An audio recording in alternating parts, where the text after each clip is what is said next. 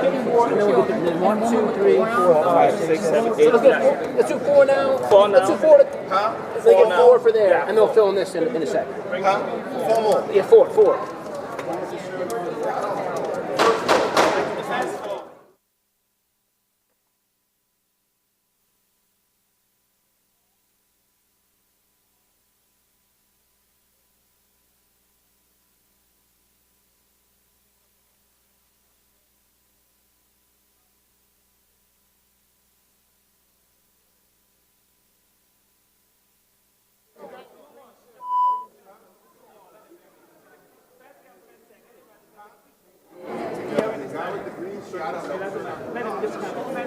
Which one? 2 more. Let 2 more come in. We need 2 more. First 2. If you're up here, come in. If it's first, go ahead. Go up, please. Yeah. These 2 right here. Okay. How many more do we need? So stand in the front. Back up. You got to keep the door open. You cannot block the door. So we have now 1, 2, 3, 4, 5, 6, 8. 7, Let's do 4 at a time. 4 at a time. 4 more. Let's get everybody in. Sorry. 4. Go ahead. How many more? 4 at a time. Yeah, son. We need to keep moving. His son. These 2 right here. And then the remainder, yeah, get the remainder. If John Stewart was here, this wouldn't be happening. 5, that's 5.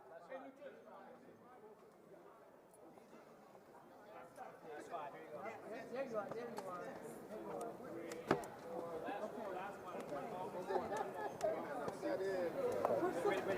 Excuse me, officer. There's a nun right here. She was here first. Is the other lady back there occupied? No.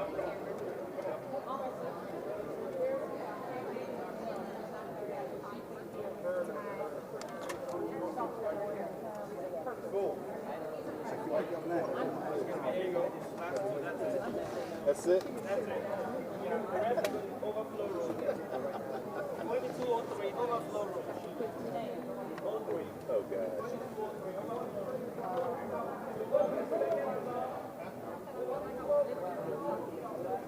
We can take pictures, right? We can take pictures. We're going to tour.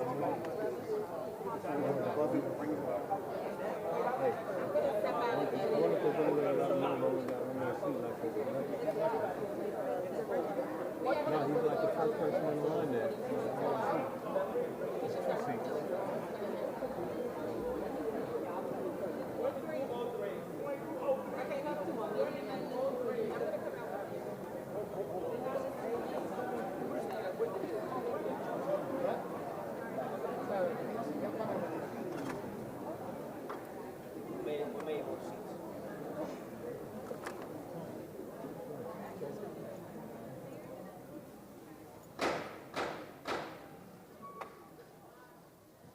Committee on the Judiciary, Subcommittee on the Constitution, Civil Rights, and Civil Liberties will come to order.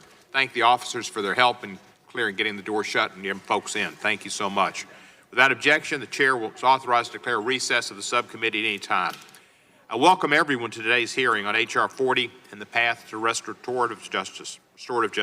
I'll now recognize myself for an opening statement. Today is Juneteenth, a day that commemorates the announcement of the abolition of slavery in Texas and more generally throughout the former Confederacy on June 19, 1865.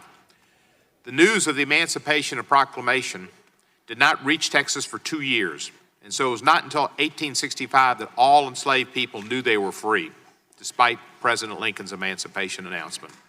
Slavery was a crime against humanity, one whose impacts we as a society continue to grapple with today. This year also marks the 400th anniversary of the first African slaves being brought to America. Slavery was our nation's original sin. Our Constitution protected it, embodying it in various compromises that gave disproportionate power to slave states. For example, the 3/5 clause counted a slave as 3/5 of a person for population counts. Of course, they weren't considered persons, but property. But that in turn gave disproportionate representation to slave states in the House of Representatives. The Constitution also created the Electoral College, a system of electing the President of the United States that gave slave states another avenue to exercise disproportionate influence over national affairs. It is only fitting then that we should hold a hearing today on H.R. 40, the Commission to Study and Develop Reparation Proposals for African Americans Act. My colleague, Representative Sheila Jackson Lee, who is in another hearing right now, she's here with us, thank you. A member of the subcommittee, is the current lead sponsor of this legislation, and I'm proud to be a co-sponsor with her, along with the full committee chair, Jerry Nadler, also a longtime co-sponsor of this bill. But the greatest credit for H.R. 40 belongs to two individuals. First and foremost, Mr. John Conyers.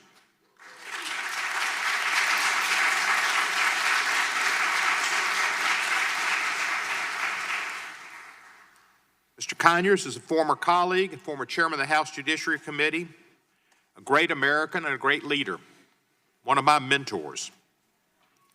One of the reasons that I have introduced this resolution with him since 2007. He introduced it first 30 years ago, and he reintroduced it every Congress thereafter until his retirement. The second individual most responsible for H.R. 40 is sadly, but in reality, John Wilkes Booth. His assassination of President Abraham Lincoln led to Andrew Johnson becoming president. And President Johnson effectively rescinded the promise made by General William T. Sherman to former slaves that they would each be guaranteed 40 acres of land to make a living as a free person. A promise sometimes colloquially referred to as 40 acres and a mule. President Lincoln would have carried that out and had plans to do it. But because of that dastardly day and deed of April 12 of 1865, it didn't occur. Was it April 14 maybe? Anyway, H.R. 40 would create a commission to study the history of slavery in America, the role of the federal and state governments in supporting slavery and racial discrimination, other forms of discrimination against the descendants of slaves, and the lingering consequences of slavery and Jim Crow on African Americans. The commission will also make recommendations as to appropriate ways to educate the American public about its findings and appropriate remedies in light of its findings. An honest reckoning with the federal government's role in protecting the institution of slavery has been a leading priority of my congressional career. In 2007, my freshman year, less than 2 months into that term, I introduced H.Res. 194, an apology by the House of Representatives for its role in perpetuating both slavery and its noxious offspring, Jim Crow. The House ultimately passed this resolution by voice vote, and I once again thank Chairman Conyers for getting it a vote and getting it to the American people. As I noted in my resolution then, it was not just slavery itself that was wrong, but also, quote, the visceral racism against persons of African descent upon which, unquote, American slavery depended, a racism that went on to become entrenched in the nation's social fabric, an evil that we must continue to confront today. Can we get that door closed? Good. Thank you, sir. My resolution emphasized that while slavery was our nation's original sin, the underlying sin of anti-black racism did not end with the Civil War and the 13th Amendment, and Congress's inaction and acquiescence in the face of such racism was a big reason why. Racism became only further entrenched after slavery's end, as reflected in societal attitudes and in Jim Crow laws, a system of state racial segregation laws that created separate and unequal societies for whites and African Americans, one that was enforced through both official means and through lynchings, violence, intimidation, and disenfranchisement.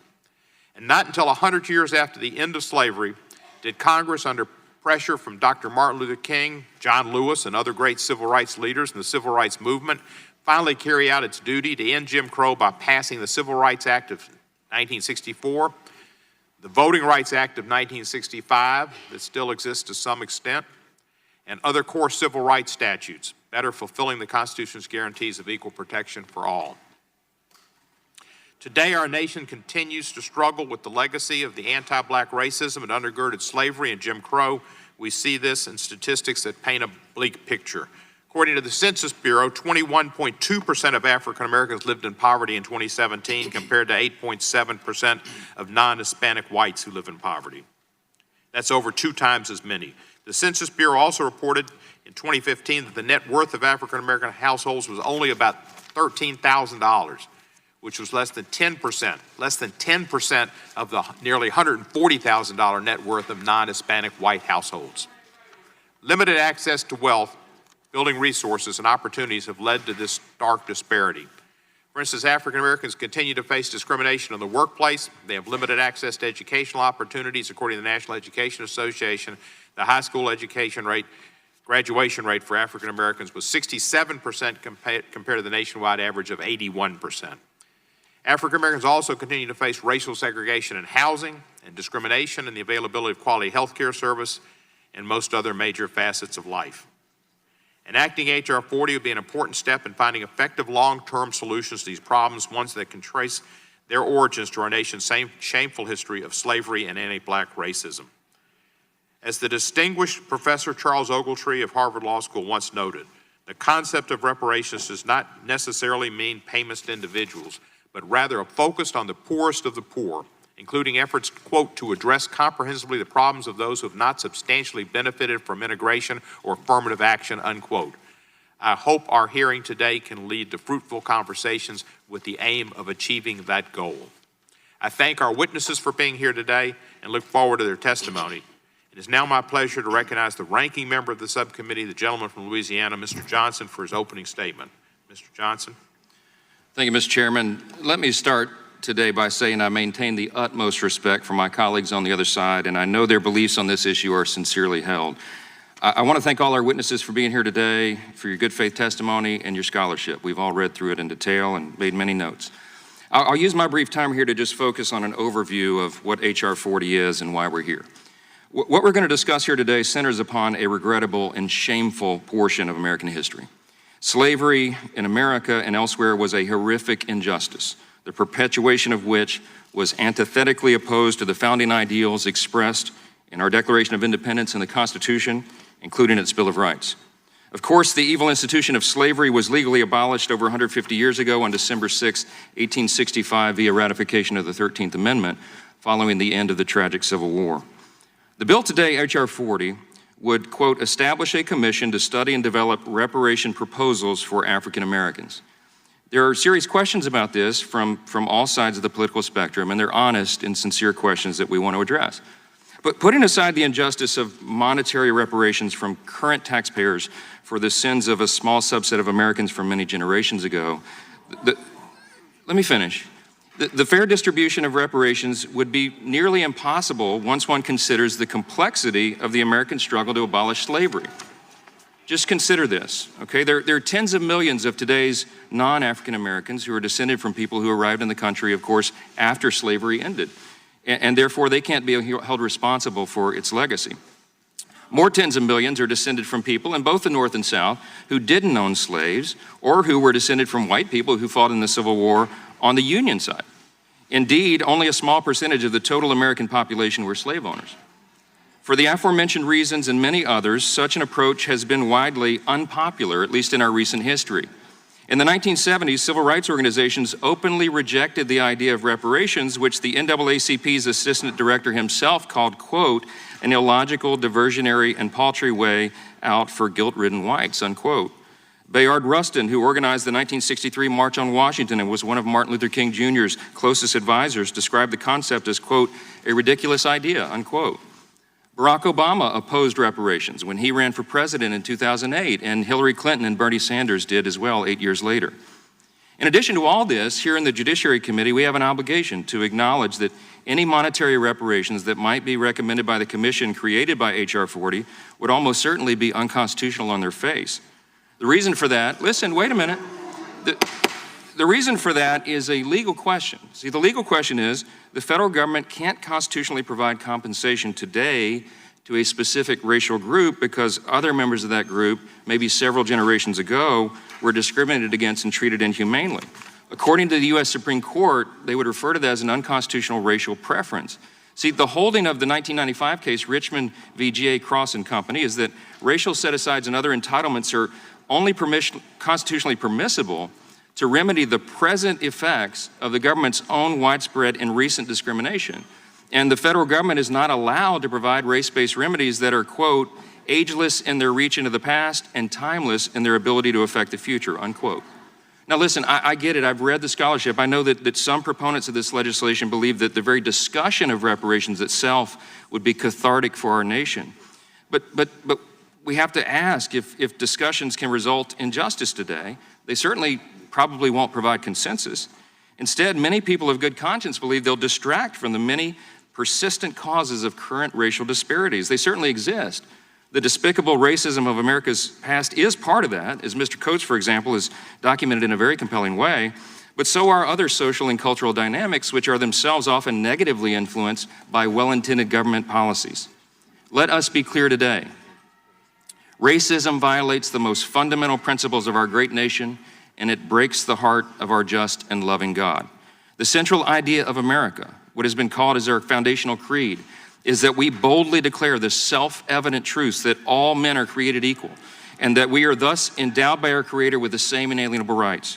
Because each of us is made in the image of God, every single person has inestimable dignity and value, and our value is not related in any way to the color of our skin, what neighborhood we live in, our intelligence, or our abilities. Our value is inherent because it is given to us by our Creator. Many of my colleagues in this committee may not be aware that in addition to our 4 children still at home, my wife Kelly and I actually have a much older son who happens to be African American. We took custody of Michael and made him part of our family 22 years ago when we were just newlyweds, and Michael was just 14 and out on the streets and nowhere to go and on a very dangerous path. Michael's grown now, he has his own young family, he turns 36 years old next week, and he's a loving dad to 4 precious children of his own. God's been good to us and he's a success story. I mention that today for one reason. I personally know the challenge that he has faced early in his life. I have walked with him through discrimination that he's had to endure over the years and the hurdles he's sometimes faced. I know all this because I was with him. I asked Michael this weekend what he thinks about the idea of reparations. In a very thoughtful way, he explained his opposition, and it reminded me of something that Harvard history professor Stephen Thurnston has previously testified in this very committee, and he said this quote as I'm wrapping up. Finally, I would urge the members of this subcommittee and the House of Representatives as a whole to ponder carefully the message that will be conveyed by the passage of this bill, H.R. 40. When you are behind in a foot race, the Reverend Martin Luther King Jr. said in 1963, the only way to get ahead is to run faster than the man in front of you. So when your white roommate says he's tired and goes to sleep, you stay up and burn the midnight oil. Dr. King's words reflect an important tradition of self-reliance, I'm still quoting, that has had eloquent advocates in the African American community. Frederick Douglass, Booker T. Washington, W.E.B. Du Bois, and many others. All of them were saying in their different ways that African Americans were not powerless to better their lives until America owned up to its historical sins and offered them a generous financial settlement. The point is as important today as ever. That's what he wrote to this committee the last time, or one of the last times this was debated.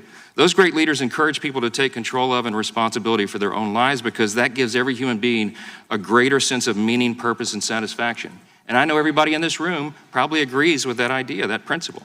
The premise of H.R. 40 and similar legislation, however well-intended they may be, risks communicating the opposite message. Would it propagate a worldview that says external forces from a century and a half ago are directing the fate of Black Americans today? I mean, it's an honest question some people ask. I think people who wholeheartedly agree that our nation is still in the process of healing from its reprehensible sins of the past can ask that question. There's no doubt that prejudice exists in our society just as it has in every society since the fall of man in the garden. It exists in many communities and between many different races and types of people, sadly, and it is not reserved to just one race or class or ethnicity against another. We all know that. All of it is despicable, and every single instance of it is un-American. The question, the honest question we have today, and that's what we're here to discuss, is what do we do about it? All of us are here to listen to the thoughtful discussion today. I hope we'll do it respectfully and with civility. We approach it in good faith. I promise you every member of Congress does. And I look forward to hearing from all of our witnesses. Thank you again. I yield back. Thank you, Mr. Johnson. And I want to apologize. We're not supposed to, in the audience, respond or speak out or applaud or cheer. And I'm probably wrong for having encouraged and allowed what I think was a proper reverence for Mr. Conyers. But if you'd not allow my error to be compounded, try to keep cool. And I'd now like to recognize the chairman of the full committee, Mr. Nadler. Thank you, Mr. Chairman, for calling this important hearing. This year, we mark the 400th anniversary of the first enslaved Africans arriving at the colony of Jamestown, Virginia. Today's hearing on H.R. 40 and the path to restorative justice gives us the opportunity to reflect on the shameful legacy of slavery and Jim Crow in this country and to examine how we can best move forward as a nation. For nearly 3 decades, the former chairman of the Judiciary Committee, John Conyers of Michigan, introduced H.R. 40, which would establish a commission to study reparations proposals for African Americans. Our colleague, the gentlewoman from Texas, Ms. Jackson Lee, has taken up sponsorship of this legislation, and I am pleased to be a co-sponsor, as I was a co-sponsor for many years when it was sponsored by Mr. Conyers. H.R. 40 is intended to begin a national conversation about how to confront the brutal mistreatment of African Americans during chattel slavery, Jim Crow segregation, and the enduring structural racism that remains endemic to our society today. Even long after slavery was abolished, segregation and subjugation of African Americans was a defining part of this nation's policies that shaped its values and its institutions. Today, we live with racial disparities in access to education, healthcare, housing, insurance, employment, and other social goods that are directly attributable to the damaging legacy of slavery and government-sponsored racial discrimination in this century following slavery's end. It is important to recognize that H.R. 40 makes no conclusion about how to properly atone for and make recompense for the legacy of slavery and Jim Crow and their lingering consequences. Instead, it sets forth a process by which a diverse group of experts and stakeholders can study the complex issues involved and make recommendations to us. Most serious reparations models that have been proposed to date have focused on restorative community-based programs of employment, healthcare, housing, and education initiatives, righting wrongs that cannot be fixed with checks alone. This moment of national reckoning comes at a time when our nation must find constructive ways to confront a rising tide of racial and ethnic division. In April, this committee held a hearing on hate crimes and the rise of white nationalism in order to begin framing a federal response. Hate crimes, white supremacy, the legacy of slavery, the legacy of Jim Crow, all hold back our country's longstanding efforts to carry out what the preamble to our Constitution says it is designed to do, to form a more perfect union. Reparations, in the context of H.R. 40, are ultimately about respect and reconciliation, and the hope that one day all Americans can walk together toward a more just future. I hope that the commission established by H.R. 40 can help us better comprehend our own history and bring us closer to racial understanding and advancement and justice. Today's hearing gives the subcommittee an important opportunity to hear from witnesses directly involved in shaping the discourse on healing our society and creating a path to restorative justice. I am pleased that we have such a distinguished panel of witnesses whose testimony will assist us greatly in understanding the scope of our inquiry. The discussion of reparations is a journey in which the road traveled may be almost as important as the exact destination. I am pleased that the subcommittee is beginning this process today, and I look forward to hearing from our witnesses. I yield back the balance of my time. Thank you, Mr. Nadler. I'd like to ask for unanimous consent that Ms. Representative Karen Bass be allowed to sit on the dais. She's a member of the committee, but not the subcommittee. Without objection. Thank you. Welcome, Ms. Bass. And Mr. Green was just here from Houston. I think he's coming back. And now I'd like to recognize the gentlelady from Texas for an opening statement, Ms. Sheila Jackson Lee. Chairman, thank you very much, and thank you to Chairman Nadler for identity of H.R. 4 as a legitimate legislative action that should receive the full hearing of this committee, should in fact have a markup, go to the floor of the House, go to the United States Senate, and be signed by the President of the United States of America.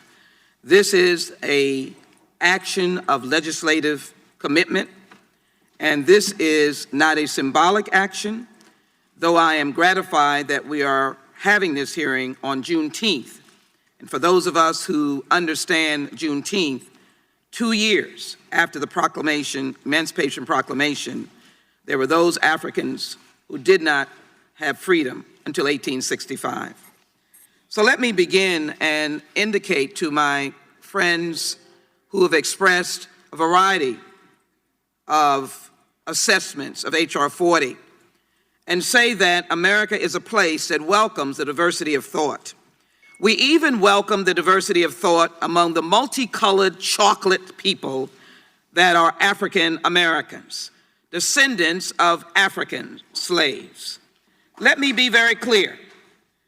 It is only this group, even though they attempted to enslave Native Americans, it is only this group that can singularly claim to have been slaves under the auspices, the institution, and leadership of the United States government. And so, H.R. 40 is in fact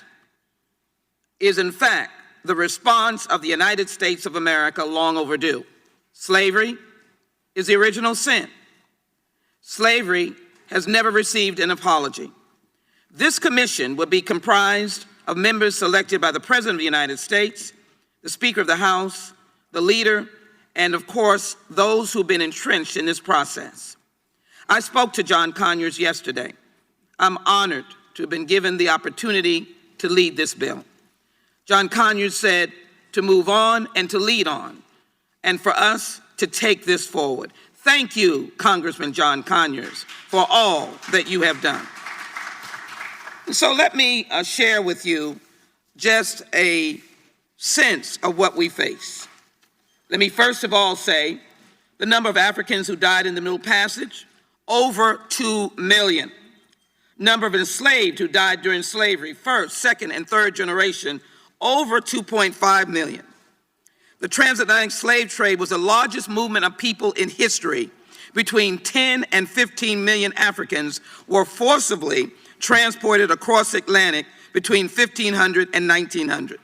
At least 2 million Africans, 10 to 15%, died in the infamous Middle Passage, as I said, and another 15 to 30% died during the march to or confinement along the coast. Altogether, for every 100 slaves who reached the New World, another 40 died in Africa or during the Middle Passage. Who has a history like that? Reparations and the idea of this commission should be welcomed by all Americans. For we are not asking one American to give one payment. What we're saying is it's the only way that slavery ended was a governmental action of the 13th Amendment, governmental action.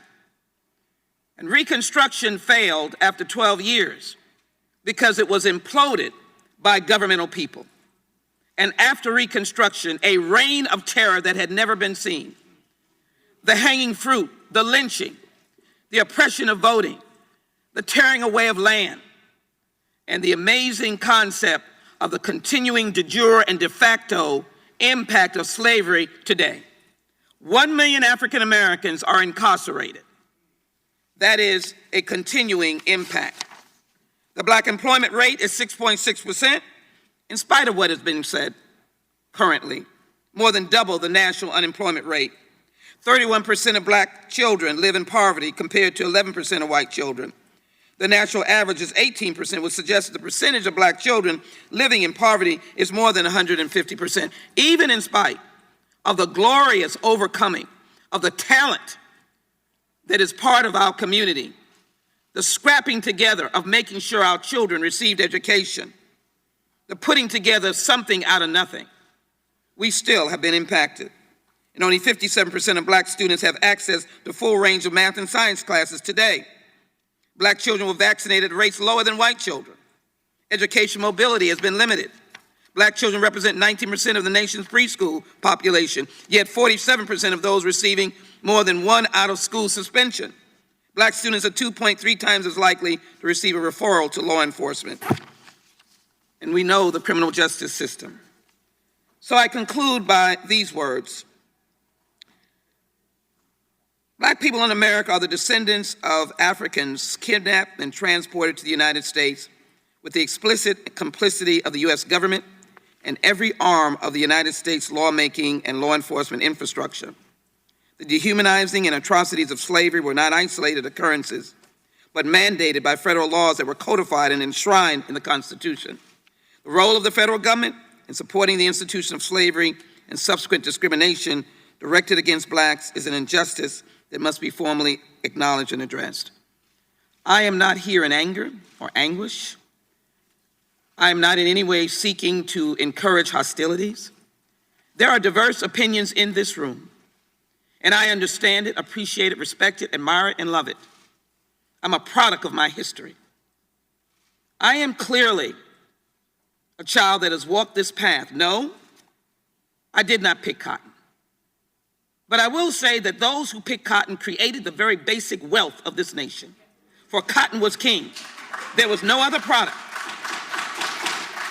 And so I ask my fellow colleagues that this is simply a constructive discussion that will lead to the practical responses. And if I might, Mr. Chairman, put this article in the record from the New York Times, dated June 17th, downtown boom, Kansas City, Missouri, and just a few blocks away, devastation in the black community.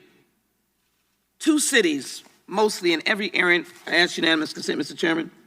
Without objection. Two cities. I also ask unanimous consent to put a statement of support from John Legend. Without objection. Two cities, Mr. Chairman. And so let me just conclude by saying I hope that we come in peace. I know that we'll hear from Senator Booker. I thank him. And I thank a number of others who have done this, including the heads of state, scholars, and activists in the Caribbean, are playing a leading role in the global reparation movement. Many have been inspired by our work. I'm delighted to see that Professor Sir Hilary Beckles, Vice Chancellor of the University of West Indies and Chairman of CARICON Reparations Commission, has traveled all the way from Jamaica to be here. Thank you. I am particularly glad that we're coming together as brothers and sisters and passing out accolades. I want to certainly acknowledge NCOBRA for its steadfast leadership on this issue over the years and playing an instrumental role in garnering sponsors of H.R. 40.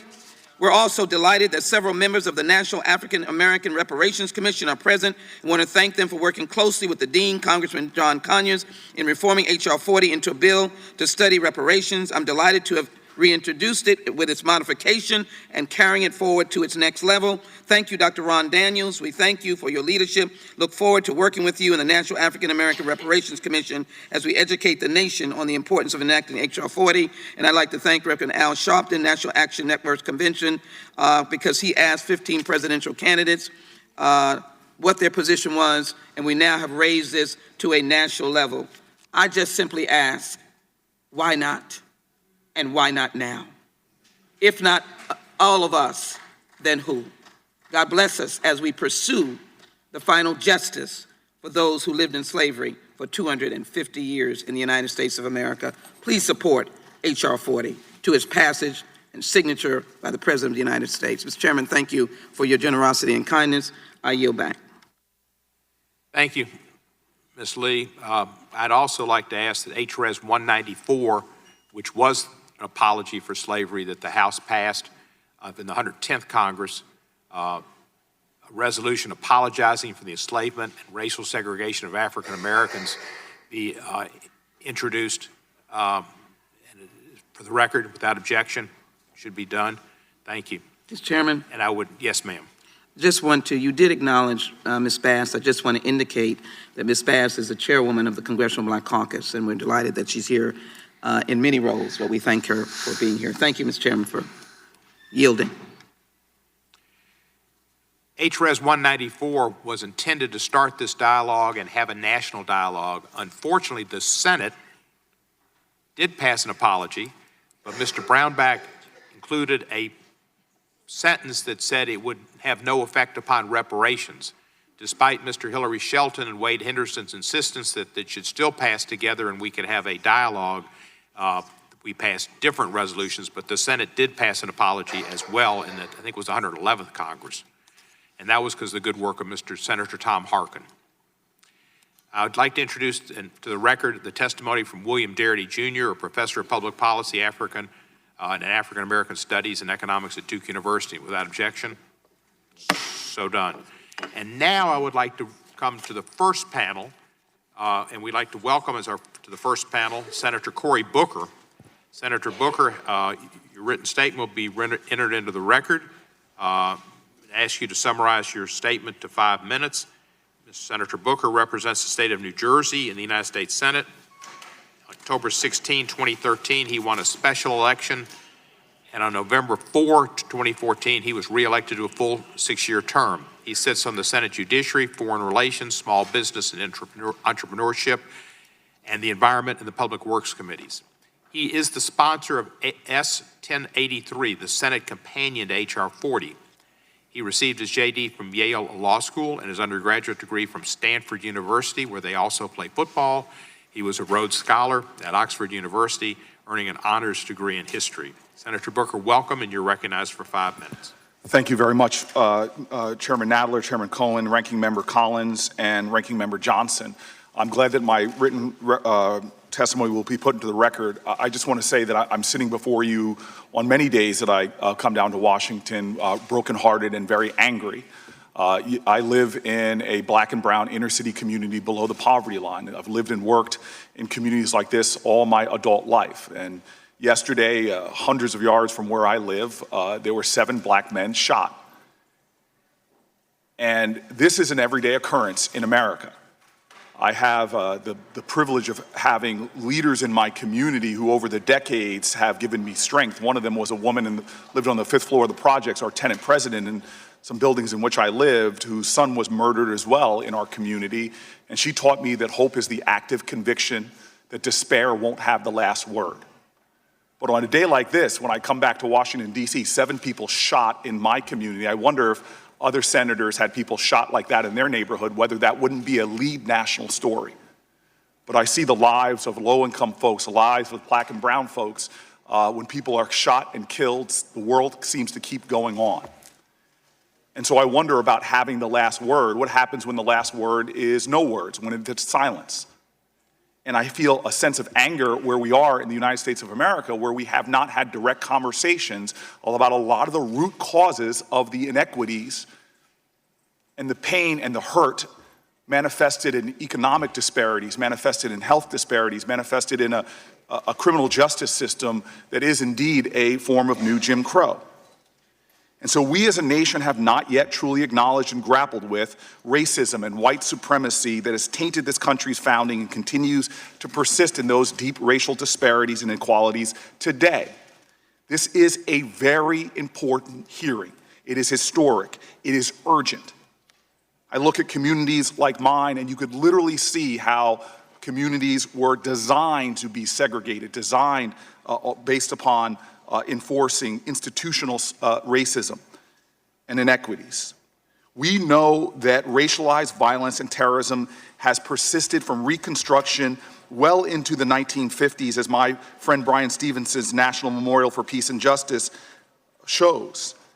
We've seen bombings of churches. We've seen massacres at places as recently as the Emmanuel AME Church just 4 years ago. The stain of slavery was not just inked in bloodshed, but in the overt state-sponsored policies that fueled white supremacy and racism and have disadvantaged African Americans economically for generations. Many of the bedrock policies, in fact, that ushered generations of Americans into the middle class were designed to exclude African Americans, from the GI Bill to Social Security, intentionally designed to exclude blacks, as was school segregation, redlining, neighborhoods like the one in which I live, which were by design walled off and disinvested in. And while these policies of the past, their damage and their reality has endured across generations and have created and led to so much of the racial wealth gaps in our country. Right now, we see cities like Boston, where the average white family has somewhere around $240,000 in wealth, and the average black family has about $8 in wealth. Health outcomes also vary widely by race. National black women are nearly 4 times as likely to die from pregnancy complications as white women, and in so many other areas. Our criminal justice system as well. No difference between blacks and whites for using drugs or selling drugs, but African Americans are about 4 times more likely to be arrested. These injustices do not just cause injustice for African Americans. It enforces a deep injustice in our nation as a whole. It is a cancer on the soul of our country and hurts the whole body politic, making us all less wealthy, making us all less just, making us all fall far short from being who we say we are when we swear an oath that this will be a nation of liberty and justice for all. I believe this is an urgent moment, and this bill, which I am now leading on the Senate side, is the beginning of an important process, not just to examine and study this history that has not been addressed, the silence that persists, but also to find practical ideas to address the enduring injustices in our nation. The characterizations of such an effort that I hear from others is wrong and undermines our collective purpose and common ground. This idea that it's just about writing a check from one American to another falls far short of the importance of this conversation and what I believe we will truly talk about. I say that I am brokenhearted and angry right now.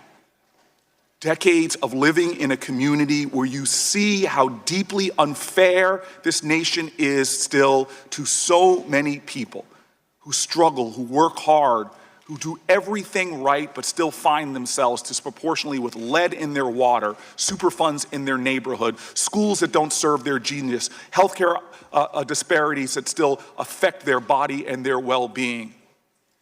We as a nation must address these persistent inequalities or we will never fully achieve the strength and the possibility.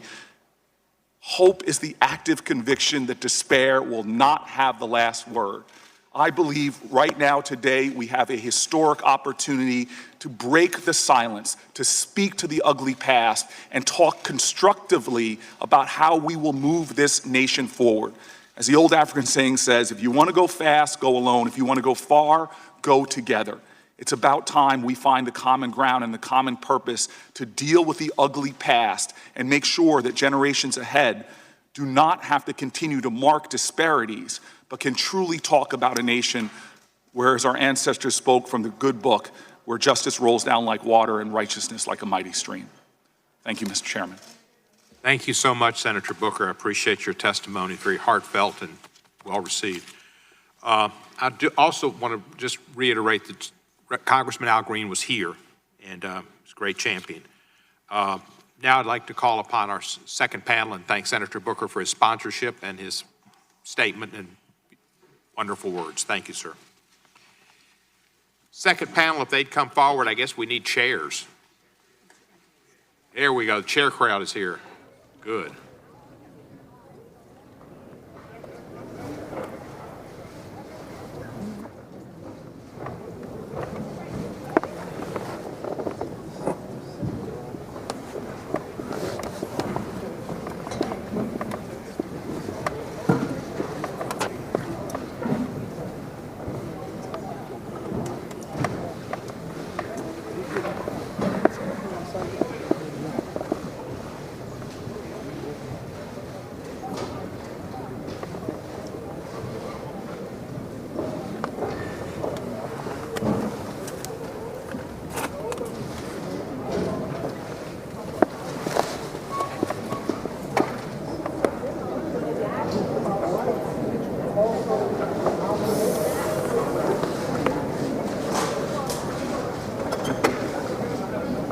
Mr. Shelton, those cameras, were they here for you?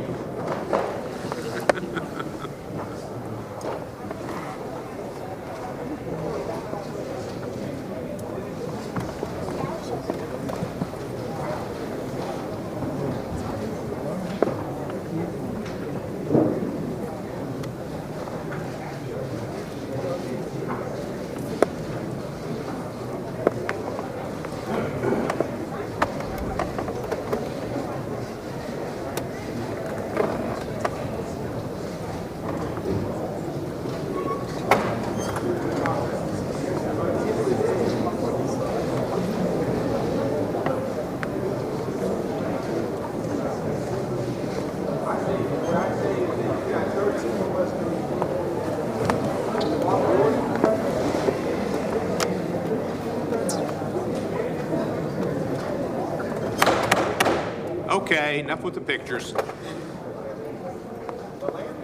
If Hope Hicks hearing, well, that's neither here nor there. We welcome our witnesses and thank them for participating in today's hearing. Your written statement will be entered into the record in its entirety, and I ask you to summarize your testimony in 5 minutes. There's a lighting system. Green means you're on. Blue means you've got, yellow means you've got a minute left, and red, you're over. Cut. Finished. Before proceeding, I remind each witness that your written and oral statements made to the subcommittee in connection with this hearing are subject to penalties of perjury pursuant to 18 U.S.C. 1001, which may result in the imposition of a fine or imprisonment of up to 5 years. Our first witness is Tanahashi Coates. If I mispronounce it, I'm sorry. Chris Hayes didn't teach me well when we first met. Mr. Coates is an author and distinguished writer in residence at the New York University Carter Journalism Institute, a position he's held since 2017. He's held a variety of academic positions since 2010.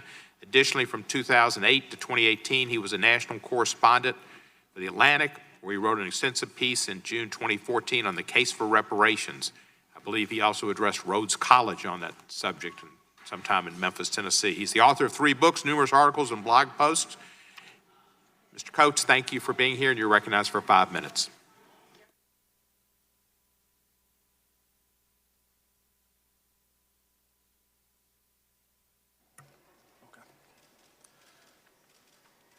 Yesterday, when asked about reparations, Senate Majority Leader Mitch McConnell offered a familiar reply. America should not be held liable for something that happened 150 years ago, since none of us currently alive are responsible. This rebuttal proffers a strange theory of governance, that American accounts are somehow bound by the lifetime of its generations. But well into this century, the United States was still paying out pensions to the heirs of Civil War soldiers. We honor treaties that date back some 200 years, despite no one being alive who signed those treaties. Many of us would love to be taxed for the things we are solely and individually responsible for. But we are American citizens, and thus bound to a collective enterprise that extends beyond our individual and personal reach. It would seem ridiculous to dispute invocations of the founders or the greatest generation on the basis of a lack of membership in either group. We recognize our lineage as a generational trust, as inheritance. And the real dilemma posed by reparations is just that, a dilemma of inheritance. It is impossible to imagine America without the inheritance of slavery. As historian Ed Baptist has written, enslavement, quote, shaped every crucial aspect of the economy and politics of America, so that by 1836, more than 600 million, or almost half of the economic activity in the United States derived directly or indirectly from the cotton produced by the million-odd slaves. By the time the enslaved were emancipated, they comprised the largest single asset in America, $3 billion in $1860, more than all the other assets in the country combined. The method of cultivating this asset was neither gentle cajoling nor persuasion, but torture, rape, and child trafficking. Enslavement reigned for 250 years on these shores. When it ended, this country could have extended its hallowed principles, life, liberty, and the pursuit of happiness to all regardless of color. But America had other principles in mind. And so for a century after the Civil War, Black people were subjected to a relentless campaign of terror, a campaign that extended well into the lifetime of Majority Leader McConnell. It is tempting to divorce this modern campaign of terror, of plunder, from enslavement. But the logic of enslavement, of white supremacy, respects no such borders.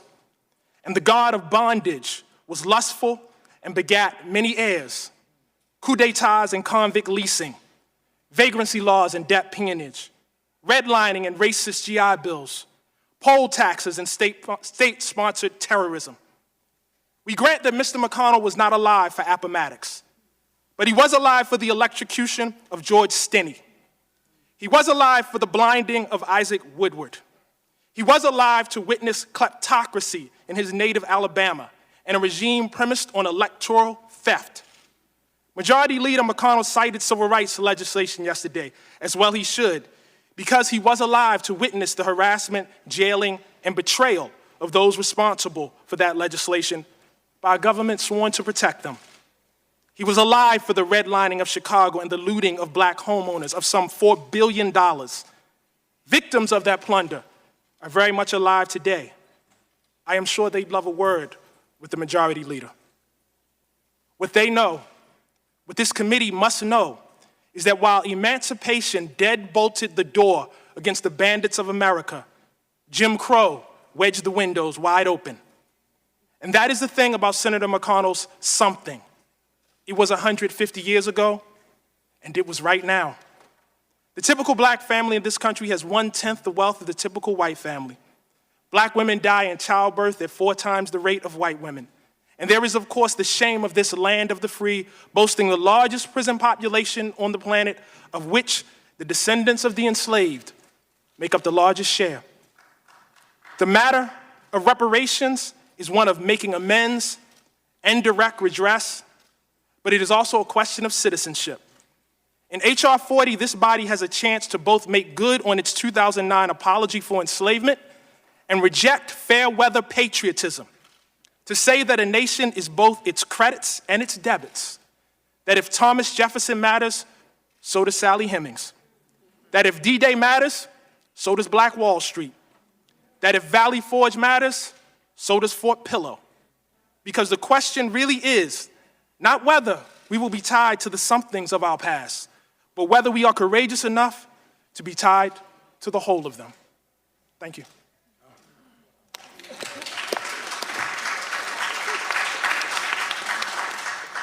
Thank you, Mr. Coates. Next witness is Mr. Danny Glover, an actor, a producer, and an activist for various causes. He's currently Goodwill Ambassador for UNICEF, Chairman of the Board of Trans-Africa Forum, an African-American lobbying organization for Africa and the Caribbean, and a friend of Harry Belafonte. You're recognized for 5 minutes. Thank you. Start the clock. Thank you, Mr. Coates. It's not often that you hear the words of a young man and they enliven your emotional memory, your historic memory, as he just did at this moment. Thank you so much.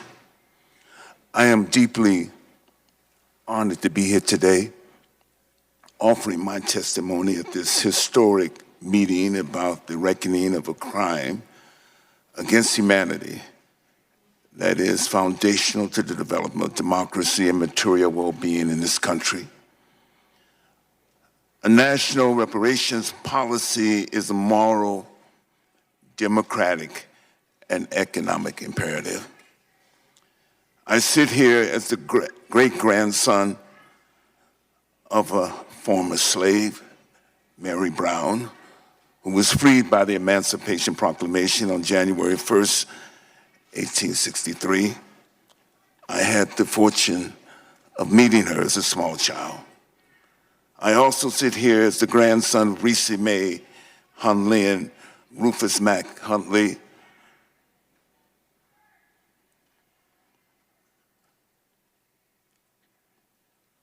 My maternal grandparents, who were both born before Plessy versus Ferguson, Supreme Court decision in 1896.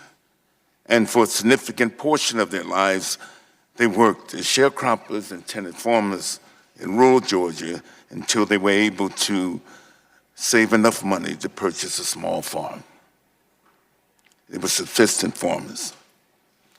Despite much progress over the centuries, this hearing is yet another important step in the long and heroic struggle of African Americans to secure reparations for the damages inflicted by enslavement and post-emancipation and racial exclusionary policies.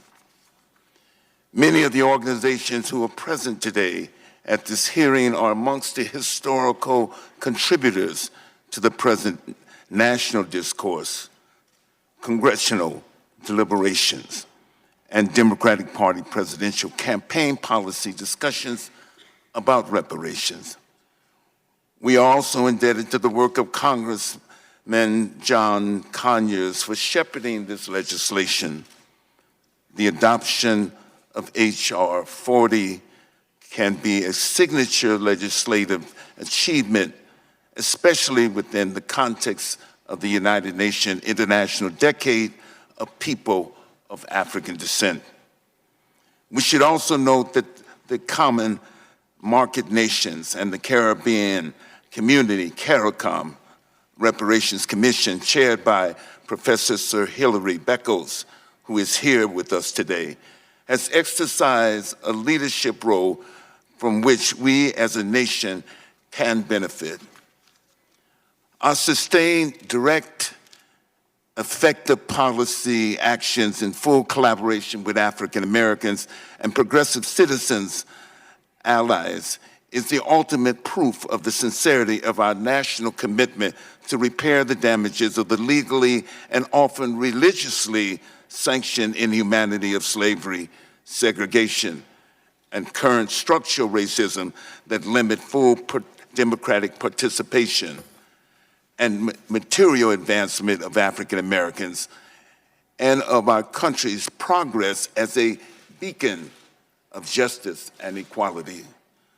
So I call on all of the elected public officials in Congress to demonstrate your commitment in action today and stand forth with Congresswoman Sheila Jackson Lee and co-sign H.R.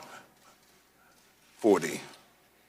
In closing, with the insightful and still, I close, with the insightful and still relevant words of Dr. Martin Luther King Jr. in 1968. And I quote, "Why is the issue of equality still so far from solution in America? A nation which professes itself to be democratic, inventive, hospitable to new ideas, rich, productive, and ultimately powerful. Justice for Black people will not flow into society merely from court decisions, nor from fountains of political oratory, nor will a few token changes quell all the tempestuous yearnings of millions of disadvantaged Black people. White America must recognize that justice for Black people cannot be achieved without radical changes in the structure of our society. The comfortable, the entrenched, the privileged cannot continue to tremble at the prospect of change in the status quo." Thank you. Thank you. Go ahead. Ms. Katrina Brown is our next witness. She's a freelance speaker, educator, and facilitator. She produced and directed the documentary film Traces of the Trade, A Story from the Deep North, which she made in response to her discovery that her Rhode Island ancestors were the largest slave trading family in the United States history. She also currently serves as a consultant for the Episcopal Church's initiatives on racial healing, justice, and reconciliation, authoring a 10-session race dialogue series for congregational use. And I must parenthetically say that when we were doing our apology, the Episcopal Church beat us to it. They were leaders on that effort. She has an MA in theology from the Pacific School of Religion, where she wrote a thesis on film and civic dialogue, and you're recognized for 5 minutes. Thank you, Chairman Cohen and Ranking Member Johnson and Representative Jackson Lee for the opportunity to speak this morning. I grew up in Philadelphia, 6 blocks from Independence Hall and the Liberty Bell. I am a deep-seated patriot. So it was devastating to learn from my grandmother at age 28 that our ancestors had been slave traders, and to discover that the DeWolfs were, in fact, the largest slave trading family in United States history, bringing over 12,000 Africans to the Americas in chains. That these were my Rhode Island ancestors, and that Rhode Island turns out to be the state that sent more ships to Africa than any other, required me to reorganize my brain. The amnesia in my family matched the larger amnesia of the North, the self-serving myths of being always on the right side of history. I could no longer carry a sense of moral superiority relative to white Southerners, nor a sense of innocence vis-a-vis black claims on the white conscience. I decided to initiate a family journey to retrace the triangle trade. 9 relatives joined me, 2 of which are here today, and the documentary Traces of the Trade is the result, the subtitle being A Story from the Deep North. What we learned, how we stumbled, how we grew during that journey led me to become a passionate believer in the importance of reckoning with the history and legacy of slavery, a believer in personal and family reckonings, institutional ones, and larger national reckoning. And with that, in the need for repair or reparative action, which can and should take many, many forms. I express wholehearted support for H.R. 40. And I've met countless people of all backgrounds who believe in this form of national effort as well. I know there are many who strenuously object to the premise that we need this reckoning. The pushback I hear most often is, that's your problem given your ancestors, but it has nothing to do with me. It's understandable that people distance themselves. I'll focus on 2 reasons. 1, most of us learned a distorted history of slavery in school. So as white Americans, most of us don't realize our connection to it. Second, there's a natural instinct to avoid that which can bring feelings of shame about our people, about the country that we love. To address the first issue, here's a quick rundown of historical facts I had not been taught. That the North was deeply implicated, that slavery was legal in northern states for over 200 years, that Northerners up and down the economic spectrum made their livings in businesses tied to slave trade and slavery, that Northern mills processed cotton harvested by enslaved people. The Midwest and the West were implicated. They grew food to feed the South, where land was devoted to cash crops like cotton, harvested by the enslaved. Consumers throughout the country were implicated in their everyday purchases of clothing, coffee, sugar, rice, tobacco. People who immigrated from Europe after slavery were implicated. I have Irish, French, and German immigrant ancestors who came to the United States in the 19th century, worked in factories, struggled, but they were given access to the American dream. Why were waves of immigrants flocking here? Because it was the land of opportunity. Why was the economy booming? Why were there jobs? Because it had been built largely on unpaid labor. Once here, European immigrants got to systematically leapfrog over Black families with devastating consequences up to the present day. So slavery built the nation. It turning us into an economic powerhouse, due mostly to, I must say, good folk who participated in mundane ways and looked the other way. Now for the second big reason for pushback against this bill, the emotions that it stirs up. And I'd speak directly to my fellow white Americans on this. First, fear not. Though it's counterintuitive, I've seen over and over again the liberating power of facing this painful past. Second, white people tend to imagine that Black people are angry at us. But in my experience, Black Americans don't blame us for the deeds of bygone ancestors, but are rightfully angry that we don't just drop the defensiveness or the self-absorbed guilt and sign up to work with them, shoulder to shoulder, to tackle the legacies that are still with us. Third, when we let go of defensiveness or guilt, we can get to a healthy and shared grief, which opens the door to sober, sacred, respectful, creative, collective conversation about how to make things right. There are scores of organizations that are already able to attest to this, the power of this work. They know, I know, that the process that a commission would help the country embark upon could be a transformative, positive and life-giving thing for the country as a whole, a beautiful thing. It is good for the soul of a person, a people, and of a nation to set things right. Thank you.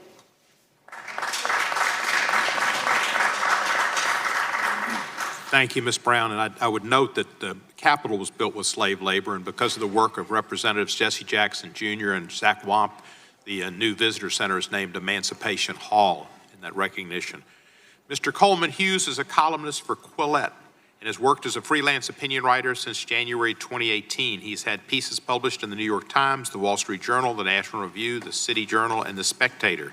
He's studying philosophy at Columbia University, and we appreciate your attendance, and you're recognized for 5 minutes, sir. Thank you, Chairman Cohen, Ranking Member Johnson, and members of the committee. It's an honor to testify on a topic as important as this one. Nothing I'm about to say is meant to minimize the horror and brutality of slavery and Jim Crow. Racism is a bloody stain on this country's history, and I consider our failure to pay reparations directly to freed slaves after the Civil War to be one of the greatest injustices ever perpetrated by the U.S. government. But I worry that our desire to fix the past compromises our ability to fix the present. Think about what we're doing today. We're spending our time debating a bill that mentions slavery 25 times, but incarceration only once, in an era with no black slaves, but nearly 1 million black prisoners. A bill that doesn't mention homicide once, at a time when the Center for Disease Control reports homicide as the #1 cause of death for young black men. I'm not saying that acknowledging history doesn't matter. It does.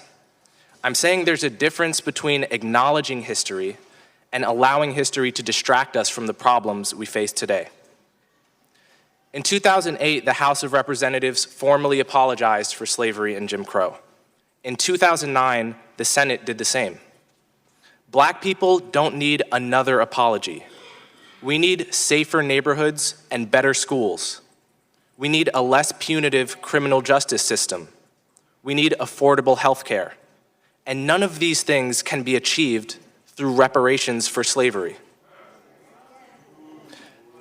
Nearly everyone close to me told me not to testify today. They told me that even though I've only ever voted for Democrats, I'd be perceived as a Republican and therefore hated by half the country. Others told me that by distancing myself from Republicans, I would end up angering the other half of the country. And the sad truth is that they were both right. That's how suspicious we've become of one another. That's how divided we are as a nation.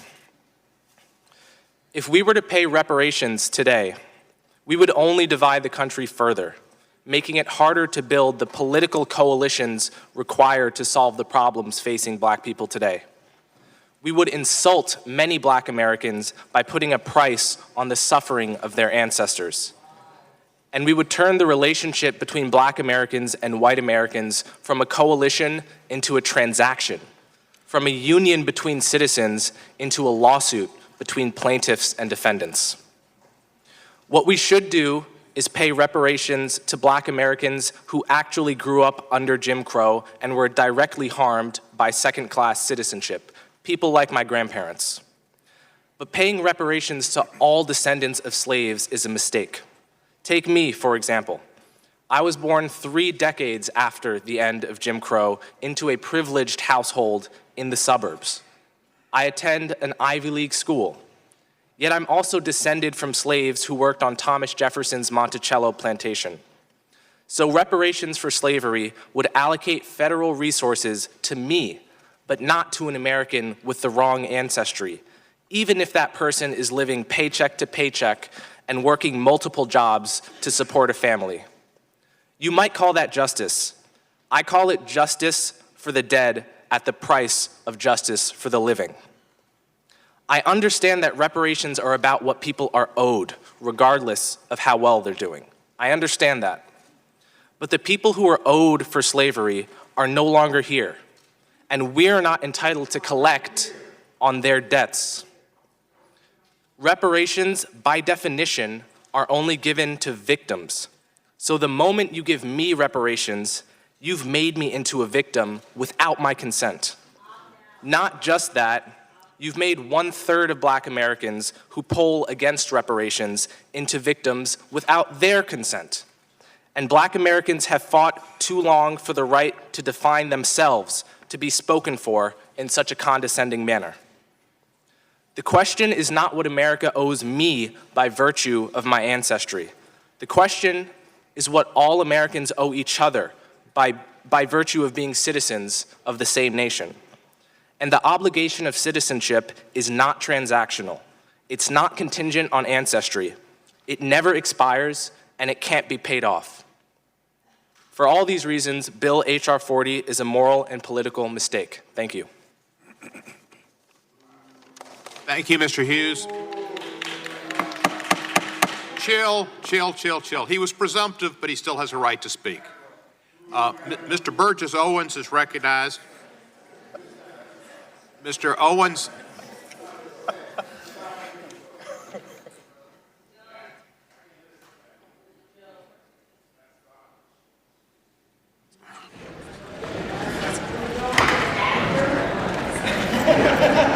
Every witness and everybody here should be treated with respect, and please do so. Mr. Burgess Owens is an author and a retired professional football player for the New York Giants and the Oakland Raiders. He's the author of a number of books, including the 2016 book Liberalism, or How to Turn Good Men into Whiners, Weenies, and Wimps, which offers a history and analysis of the Black experience in the United States. He attended the University of Miami, home of the Ibis, blow hurricane blow. Mr. Owens, you're recognized for 5 minutes. Thank you so much for this opportunity. I'm going to take a different tack from the beginning. We are at this point, this is not about black and white, rich or poor, blue collar, white collar. We're fighting for the heart and soul of our nation. We have a very, very special country that started with the Judeo-Christian values that allowed every single generation to become better than the last. And that has not ended, that has not stopped until now. We're telling our kids a little bit something different, that they don't have the opportunities that we had. I'm going to talk about some ideologies. And when I talk about them, I'm not talking about people. People change. I used to be a Democrat until I did my history and found out the misery that that party brought to my race. So when I talk about these ideologies don't change, people do. We're fighting for the heart and soul of our nation against socialism, Marxism, and the evil that it has brought to us and the stealing of our history. Karl Marx said it best, the father of socialism, an atheist, anti-Semite, and a blatant racist. Yet we teach his philosophy in our school systems today. He said it, the first battleground is rewriting of our history. You steal our history, you steal our pride in our past, our appreciation for our present, and our vision for our future. And every single urban city in our country is now experiencing that loss. Real quick history, because these are things that we're not taught. I'm blessed to be the great-great-grandfather of Silas Burgess. Came here in the belly of a slave ship, sold in Charleston, South Carolina with his mother to the Burgess plantation. An evil, evil man that drove my great-great-great-grandmother either to leaving her family, her kids, or committing suicide. I don't know, she disappeared. But Silas at age of 8, was blessed to be surrounded by men who believed in freedom. Even though they were shackled, they escaped. They went the southern route of the Underground Railroad, facilitated by white and Mexican Americans. And he's made his way out south to Texas. He ended up being a successful entrepreneur, owned 102 acres of land, paid off in 2 years.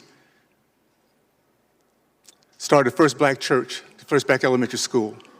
Pillar of his community, 18 kids, Christian, Republican. His first son was Alpha Omega. Proud American, an example of what happens when any race, any culture is given hope, opportunity, and freedom. It didn't end there, by the way. The history of our black country, of our black Americans, has been stolen from us for decades, almost over a century. Booker T. Washington, 1882, began Tuskegee University. By 1905, it was producing more self-made black millionaires than Harvard, Yale, and Princeton combined. The 40s, 50s, and 60s, it was a black community that led our country in the growth of the middle class, led our country in terms of the men committed to marriage, over 70%, now it's 30%. Led our country in terms of the committed to business ownership, 40%, now it's 3.8%. Men matriculated from college. We now have a higher percentage of men incarcerated in college. It is, by the way, my degree was biology. And I learned a long time ago that slavery is not a gene in the DNA helix. It's our actions, it's our attitude, it's our belief. I do not believe in reparation, because what reparation does, it points to a certain race, a certain color, and it points them as evil, and points the other race, my race, as one that is not only becomes racist, but also beggars. I do believe in restitution.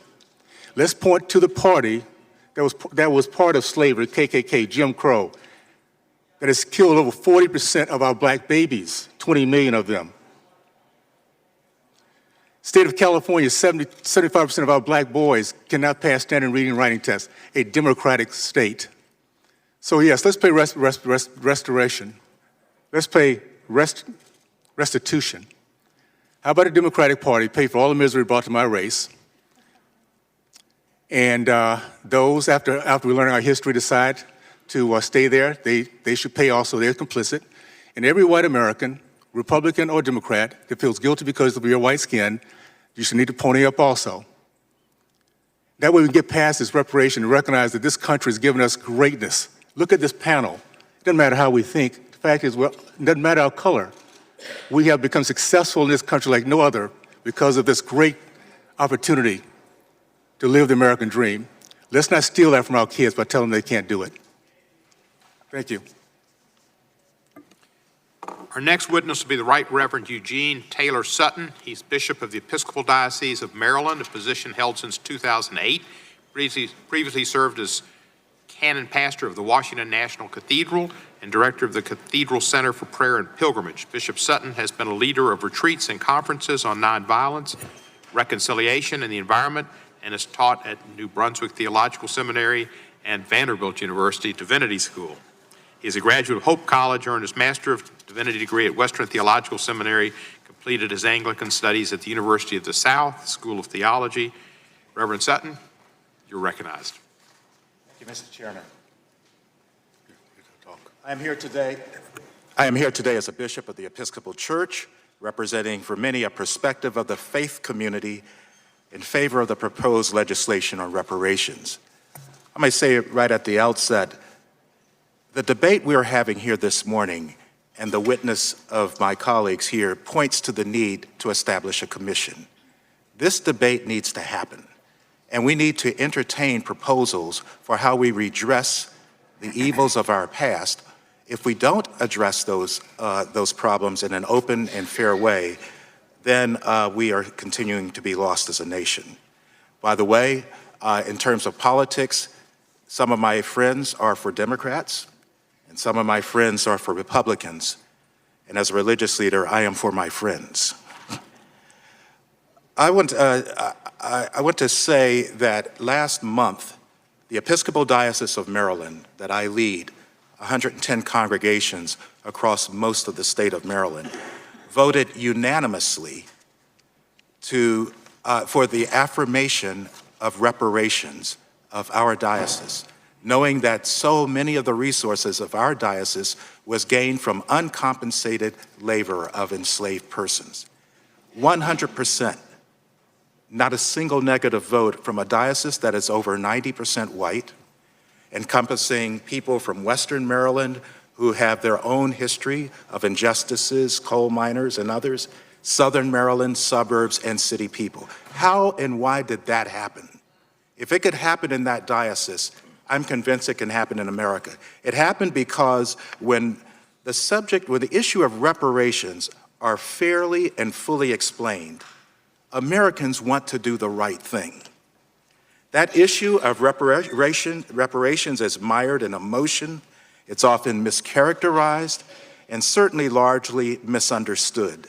It wells up an emotional response in people to the word, but when you break it down on what it's actually to do, we find that many of those emotions dissipate. Why is there the need for it? Let me tell you the story of a friend of mine. She and her husband, she was a pastor of a congregation. And a long time ago, she told this story of when their child was young. There was a young girl, a young teenager in the congregation who knew they had a need for babysitting, and she said, "I'll sit for your son tonight." And then she volunteered again. And then my friend and her husband started calling on her more and more. "Would you do this? Would you do this?" Never was the issue of money brought up. They knew she volunteered at first, but she, the teenager, wanted to do this for that more powerful person in that church. That went on for years. After a while, my friend and her husband thought, this was unfair. This actually was an injustice toward her. They wrote her a letter, now in college, and they said, "We believe, we have come to know that this was an injustice. We are sorry. We want to make amends." The young woman wrote back, "Thank you." And then they worked out a way that she could be compensated for her years of work. Their relationship was reconciled. They could look each other in the eye in a way that they could not before, because that wall of injustice of that past got in the way of their current relationship. That's what reparations is. And that's what our nation has failed to do for the last 120 years. Reparations, quite simply, means to repair that which has been broken. It is not just about monetary compensation.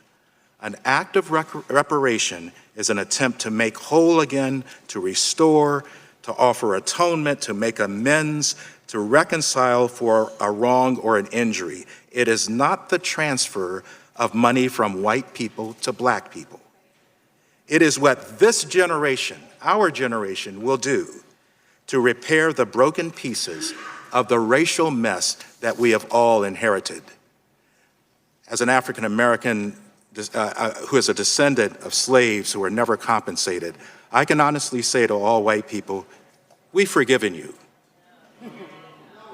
We forgave this country a long time ago, and we continue to forgive every day, but we are not reconciled. To reconcile means to put back together again that which has been broken.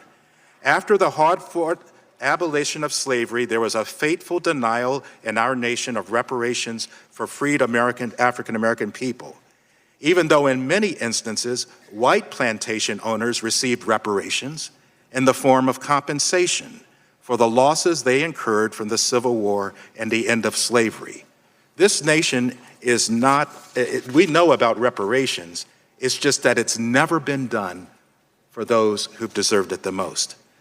Finally, I'm a Christian. That means I hold to the Holy Scriptures of the Old and New Testaments as my guidepost and to the teachings of Jesus. The Bible mandates that leaders are to be held accountable for the fair and equal treatment of every inhabitant in the land. All of us have been taught to love everyone, regardless of their race and human condition. However, we must come to acknowledge that there can be no love without justice, and there can be no justice without some form of repairing an injustice. I hear from many of my white friends, white brothers and sisters, this question: what do black people want? Haven't we done enough? What do they want? I want to turn the question around. What do you want? What kind of America do you want to live in? If you are happy with the state of race relations now, don't do anything on this issue. But if you want a reconciled nation, let's get this commission and let's entertain those proposals. Thank you very much, Reverend.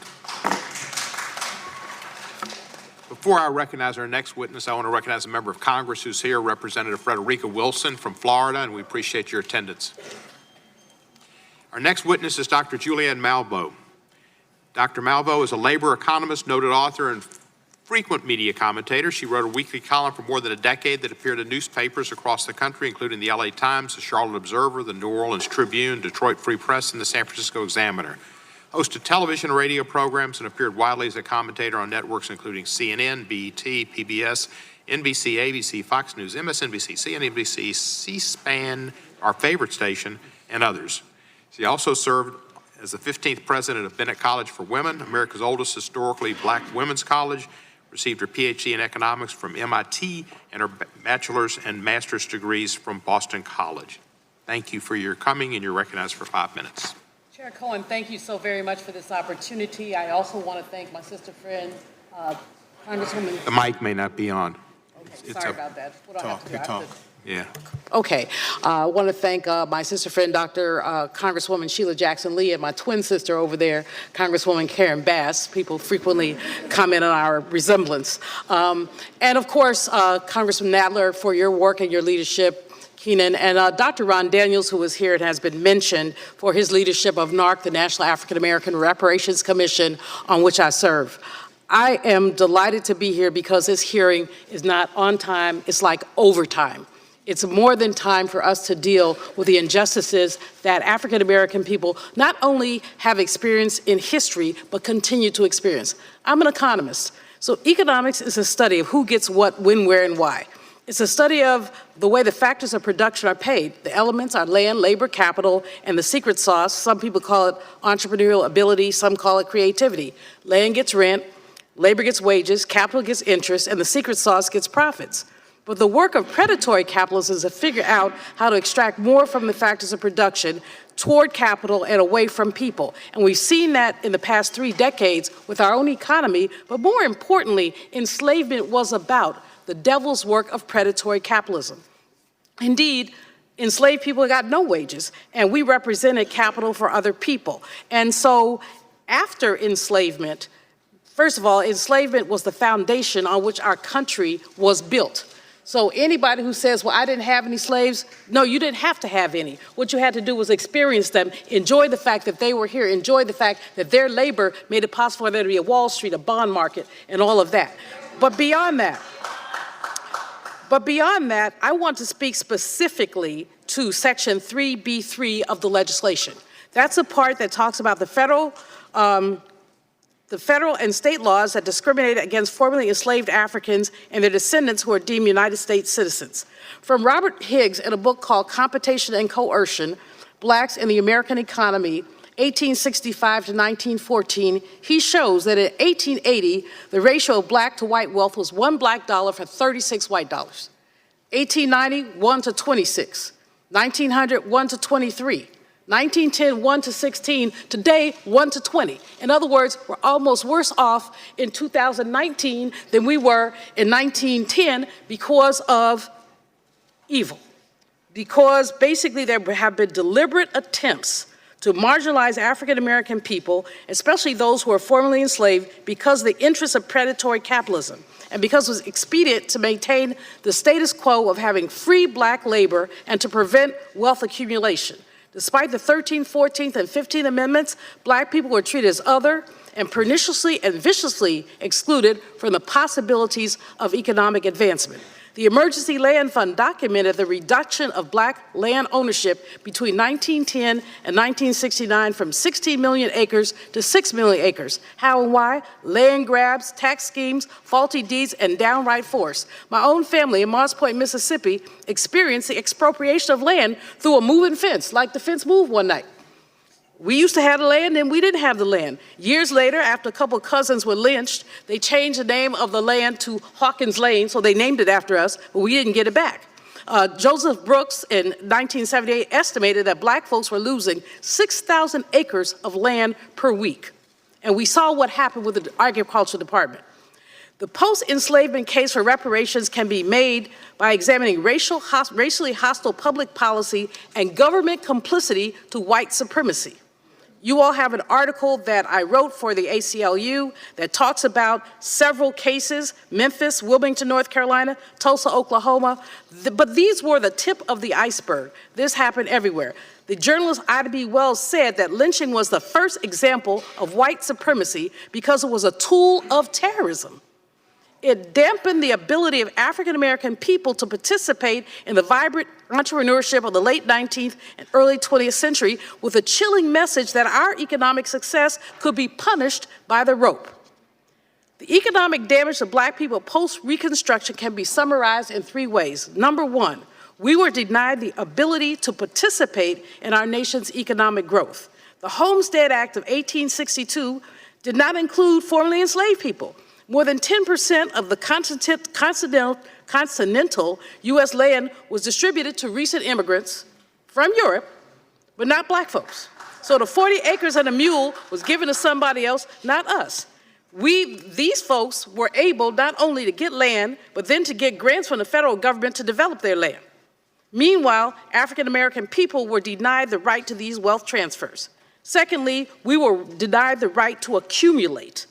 The paper that I mentioned talks about how our accumulation was essentially stymied by lynching. The first lynching that Ida B. Wells examined was one when a Black man had the utter nerve to open up a grocery store near a white man's store. So the white man had a brother lynched, had 3 people lynched because of economic envy. Listen to those words, economic envy. This is how Black people have been suppressed in their ability to accumulate.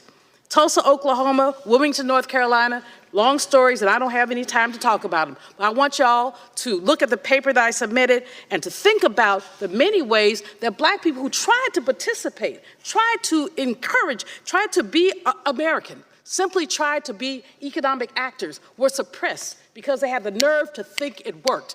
So my brothers over here who say their American dream is some people's American nightmare. Let's just be clear.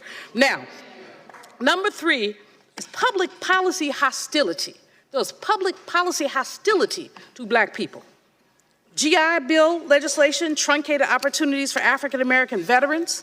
Federal Housing Administration reinforced redlining and segregation as an official policy of the federal government. People talk about racists as if they're individuals. Yes, sir. But the fact is they're not individuals. They're individuals who are buttressed by the federal government and legislation. So let me simply say, H.R. 40 is important. NARC has developed a 10-point plan, but more importantly, as you, my brothers and sisters on this Congress, go forward, may there be a racial justice audit of any new legislation that has economic implications. Thank you.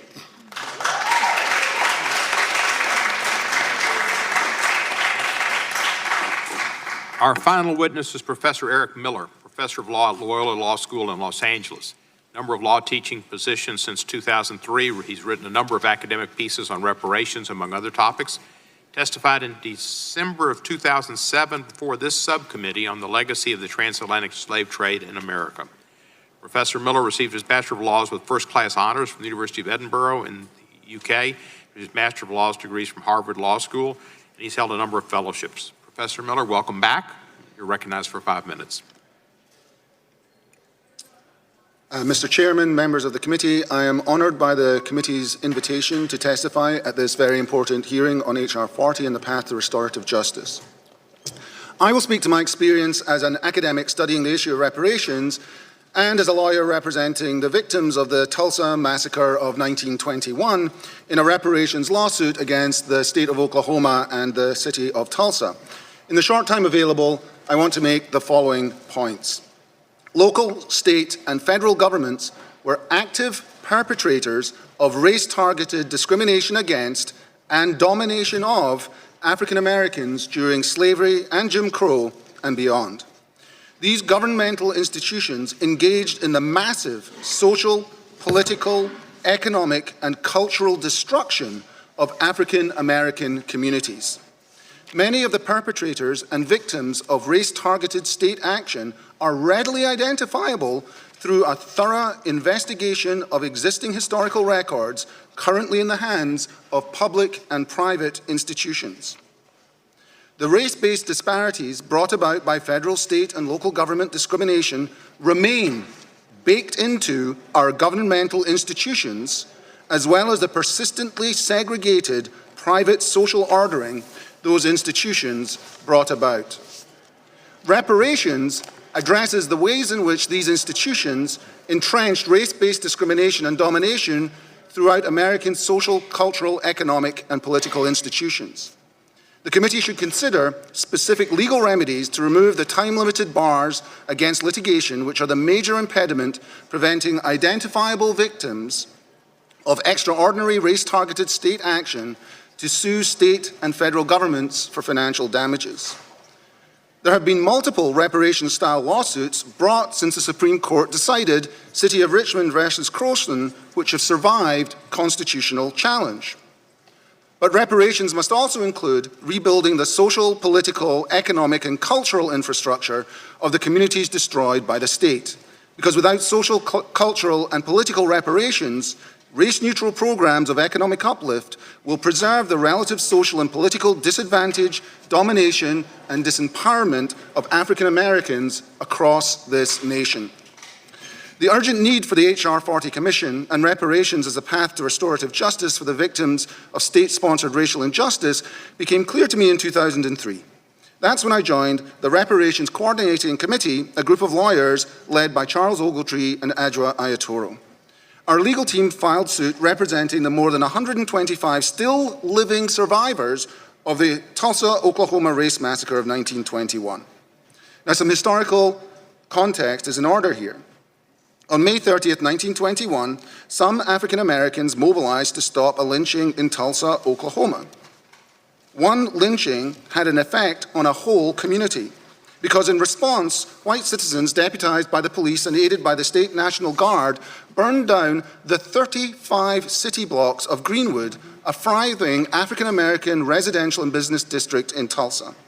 Up to 300 African Americans died in the massacre and ensuing fire. Overnight, 5,000 African Americans became homeless. 3,000 terrorized people fled the city. The rest were rounded up and held under guard for days at the local baseball park and fairground.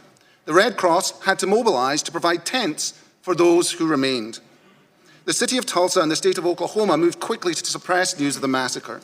Survivors were terrorized into silence. All mention of it was excised from official accounts of Oklahoma history. The details of the massacre only became public in 2003 after the state of Oklahoma formed an H.R. 40-style commission, including historians, lawyers, and activists, to report on the massacre. The commission's painstaking research through the historical record discovered much previously unavailable material. The commission apportioned detailed financial damages and proposed that reparations be paid to the survivors and descendants. When the state refused to make good on these recommendations, we filed a lawsuit trying to complete the process begun by the Commission. The only impediment to our success, the court acknowledged, was a rule requiring the survivors to file any lawsuit within 2 years of the injury. These statutes of limitations are the major impediment to many reparations lawsuits.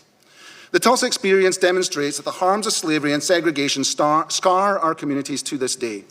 The city and state dismantled economically, politically, and culturally a specific community, African Americans in Tulsa.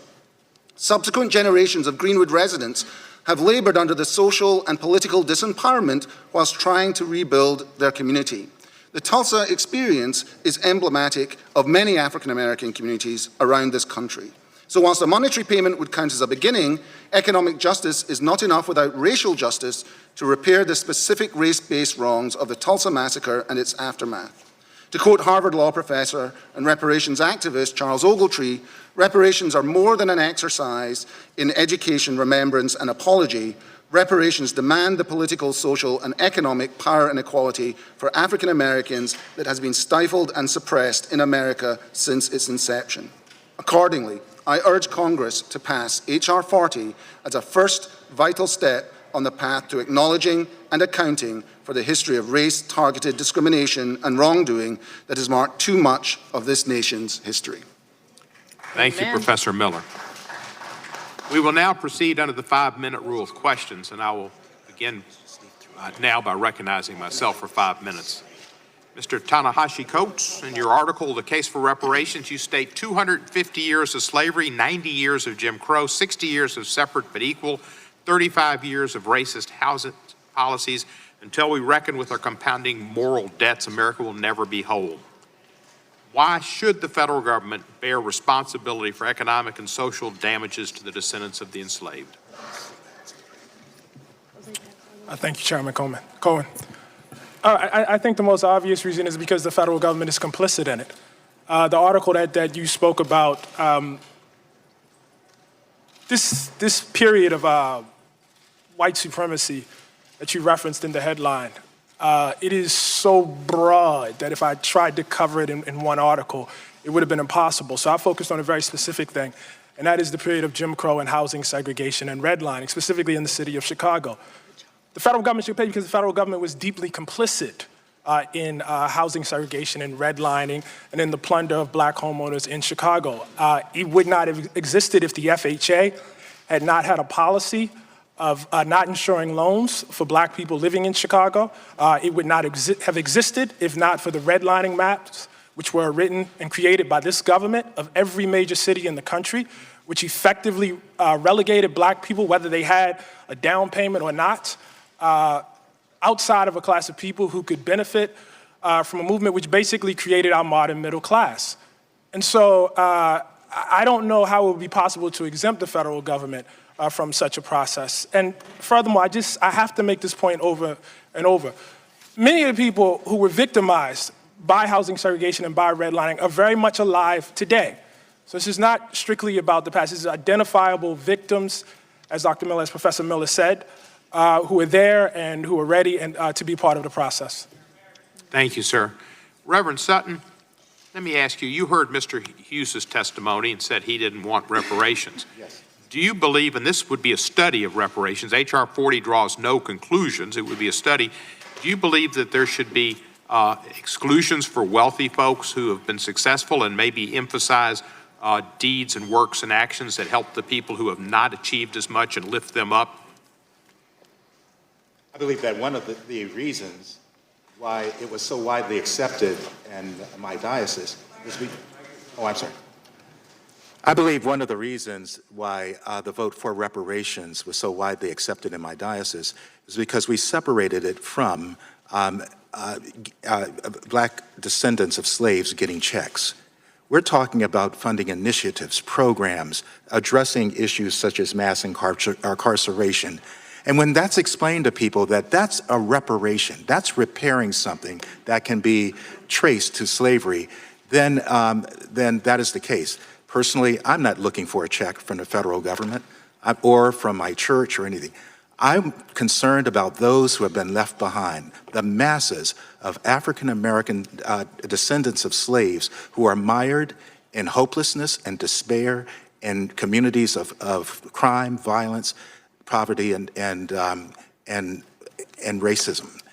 And so I think if we can at least have a civil, good conversation on the concept of reparations, then talk about money. Because the moment you start talking about money, the idea, especially among many white persons, I'm going to give a check to black persons, what about me? The moment you begin with money, then the resistance goes up. Let's talk about the concept. Finally, in relation to your question, we have a problem in this nation of being able to talk civilly about race.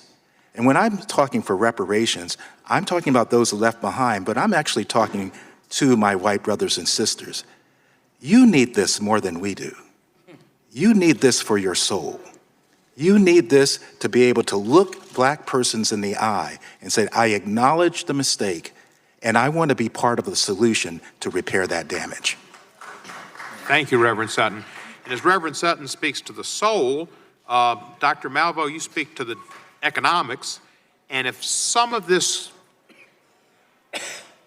efforts to remediate the past, as Dr. Ogletree had spoken about, massive influx of monies for health and education and job training, if some of that went into areas where there are large concentrations of descendants of slaves that have not succeeded for a myriad of reasons, and if some of that went to white folks who are there who also are living in bad conditions, would that be a problem, do you think, Dr. Malvo, or would that just be helping everybody that's in a miasma? Chairman Cohen, it's really interesting that right this minute, as we're having this hearing, Reverend William Barber is having a hearing on poverty. So this is a great day for economic justice issues. Poverty is a problem in our nation, but you can't fix poverty, nor can you fix inequality unless you deal with racism. And dealing with racism is about dealing with reparations. I'm with the Reverend here, and I don't care about a personal check made out to Julianne Malveaux or anybody else, but how about we fully fund our historically black colleges and universities? How about, once upon a time, Brother Chairman, we had more than 100 black-owned banks. Now we have 23. How come? Again, the devil is busy. Pernicious legislation that basically caused people to lose banks, changing in reserve requirements and things like that. Gentrification, while you have empty swaths of land all over our nation, why not deal with that? So I respect your question about areas, but I think that really does speak to our dis-ease, our uneasiness in talking straight up front about race. Race is our nation's second original sin. The first was what we did to Native people. Okay, but racism, enslavement was our original sin, and we got to deal with reparations by dealing exactly with that.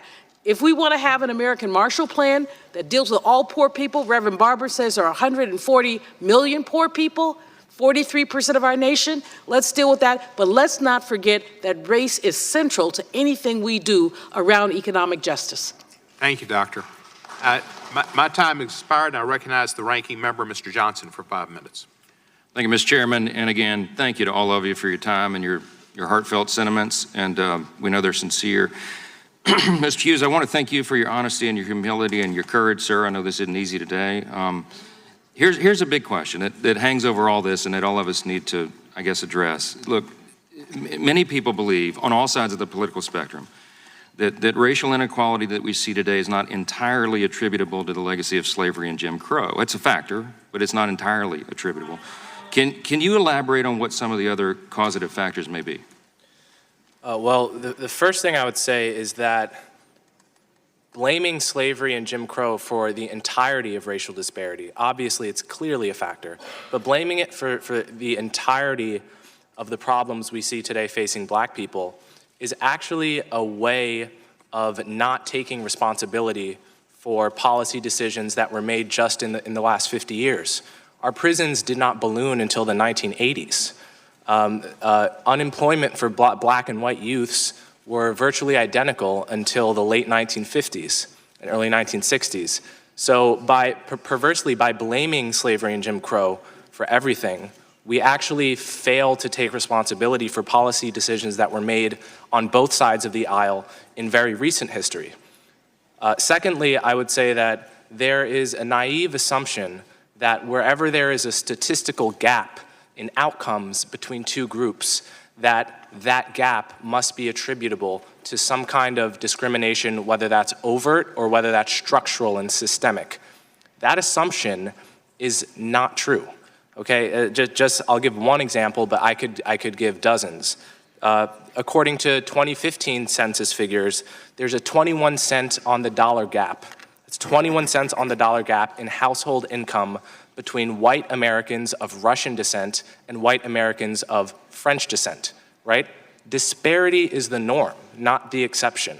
So the question is not why two groups would have different outcomes, whether it's for wealth, income, or incarceration.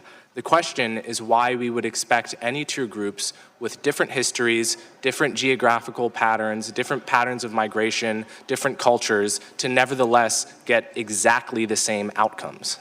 Thank you for that. Mr. Owens, thank you as well. And I was moved by your testimony about the fact that we're fighting for the heart of our nation. I think everybody in this room, as part of the American family, understands that. We see it different ways. Here's a question. In your opinion, is there a formula that allowed the African-American community to achieve the measures of success during the 1940s, 50s, and 60s that is missing today? There is, and I'm going to point to Booker T. Washington to tell you what that formula is. But first I want to set a few things, square a few things away. I've been talking about restitution a little bit ago, and I have so much respect for the black men and women who built that great Wall Street little side out of Tulsa. Not only did they had 60 millionaires, they had international business. Within 12 hours, it was destroyed from the air by Democratic KKK. Weren't a lot of white, I mean, they're white people, yes, but they're part of a certain party. The 40 acres and a mule, that was actually implemented. But when the Democratic president, Andrew Johnson, took over, they took that land back. They took away the guns, and then they took away their land. KKK, that's not a Democratic Party, by the way. They lynched 4,700 people. 1,300 of them were white Republicans. So yes, we have a lot of evil going on, but let's not broad brush this, guys. There's a certain ideology, there's certain people that belong to a certain area, a certain niche. We need to hold them accountable, and so let's do that, and I think we'll be in good shape. Booker T. Washington had 4 foundations. It was head, heart, hands, and home. In that process, head is education, heart is compassion service, hands is industry, entrepreneurship, home is family. The reason why my race were kicking butt, the history is not being told. They were beating, they were so busy, they weren't looking at finding somebody to blame for where they were. They were busy beating out these racists. That's what my parents did. At the end of the day, they held on to those principles for decades until the socialists and Marxists got into our community and they stopped educating our kids. I said something earlier, and it has not been a gasp. 75%, 2017, Department of Education study, 75% of black boys in the state of California cannot pass standard reading and writing tests, and you wonder where they're going to go from here. They're not going to learn anything about our country. They're not going to read about our God. They're going to hear anything about what we, the people, have done together. They're going to turn on BET and hear how bad they're being treated. They're going to hear how bad our country is, how bad white people are. They're going to be taught how to disrespect our women, and they're going to be put in jail, and then we're going to sit around talking about why is this being done. Let's put a commission together. Why is this happening where so many of our kids are not being educated in every single urban American country, city in our country? That is what our problem is. As we hold harm and we blame people from years ago, we have yet to put together a commission. How about this one? 82% of black teen males across our country the last 8 years, unemployed, soon to become unemployable. 93% in our liberal city of Chicago, where we're killing each other right and left, and there's not one commission, not one peep about this misery that's going on in our country. I have something that I put in my book. I'm going to read this real quickly. Evil is purposeful stealing of the hopes and dreams and future of an individual. Pure evil is the target of a race of millions and using human misery as political strategy to steal their hopes, dreams, and future. We are dealing with pure evil. To have my race dealing with the evil, the misery that we've been dealing with, and no one says a word other than let's look back and see what can happen for 200 years ago. Let's deal with today, and I think we'll be in good shape. Thank you for that. I'm out of time. I yield back. The gentleman's time has expired. Thank you very much. The chairman of the Judiciary Committee is recognized for 5 minutes. Thank you. Thank you. I'm going to ask one question and then yield to the gentlelady from California, Ms. Bass. Brenda. Mr. Coates, Senate Majority Leader Mitch McConnell on Tuesday said that he does not support reparations for descendants of slaves, saying, quote, "I don't think reparations for something that happened 150 years ago, for whom none of us currently living are responsible, is a good idea. We've tried to deal with our original sin of slavery by fighting a civil war, by passing landmark civil rights legislation. We elected an African-American president," close quote. There is an unconscionable denial and lack of knowledge in this nation about the true nature, facts, and current consequences of the transatlantic slave trade and the enslavement of African-American people upon which American democracy, prosperity, and white privilege are founded. Mr. Coates, based on your monumental essay in the Atlantic magazine, The Case for Black Reparations, could you please describe briefly some of the continuing impacts and vestiges of the enslavement era on living African Americans today? Well, sure. First, sorry, just cut on the mic. First of all, one of the things I tried to make clear in my testimony is that we perceive the era of enslavement, the era of Jim Crow, and in fact, I would actually even add the era of mass incarceration as separate things that are somehow not tied to each other. The greatest damage that enslavement did, besides the economic damage, besides the normalization of torture, of rape, besides the normalization of treating people as though they are things, is the institution in the American mind that black people are necessarily inferior. In 1865, when black people were emancipated, that belief did not magically dissipate. It proceeded for 100 years afterwards. It proceeded, as I said in my testimony, well into the lifetime of many panel members, Majority Leader Mitch McConnell, and then many of the people here in this audience. And so it's not a matter of the past. These things are linked. It's been said, I think, or alluded to repeatedly throughout this conversation that somehow wealthy African Americans are immune to these effects. But in addition to the wealth gap that's cited, one thing that folks should keep in mind is that quote-unquote wealthy African Americans are not the equivalent of quote-unquote wealthy white Americans in this country. The average African American family in this country making $100,000, which is, decent money, actually lives in the same kind of neighborhood that the average white family making $35,000 a year lives in. That is totally tied to the legacy of enslavement and Jim Crow, and the input and the idea in the mind that white people and black people are somehow deserving of different things. If I injure you, the injury persists even after I actually commit the act. If I stab you, you may suffer complications long after that initial actual stabbing. If I shoot you, you may suffer complications long after that initial shooting. That's the case with African Americans. There are people well within the living memory of this country that are still suffering from the after effects of that. Thank you very much. I yield to the gentlelady from California, Ms. Bass. Thank you very much, Mr. Chair, and all of the witnesses that are here today, and Representative Jackson Lee for doing this legislation. And, this is just such an important moment in our history. But I just wanted to spend a couple of minutes talking about how we have viewed this issue and why we're even having this hearing today. It's so important because I believe that in this country we have never been able to come to grips with our history. We either don't know our history or we deny it. When we talk about the 250 years of enslavement, we call it a sin, we call it a mistake. We say that it was a subset of Americans, not the entire nation. We say it was inconsistent with the values of our nation's founding, that it was something that happened long ago, and why can't we get past it? Why can't we move on? Why do you keep bringing it up? Slavery might have ended in the mid-1800s, but apartheid and terrorism lasted for 100 years after that. We passed a bill on lynching last week. Why did we even have to do that? There was a man that was executed 2 weeks ago for a lynching that took place in Texas. There are many murders that have happened that people are still wondering whether or not they were lynching.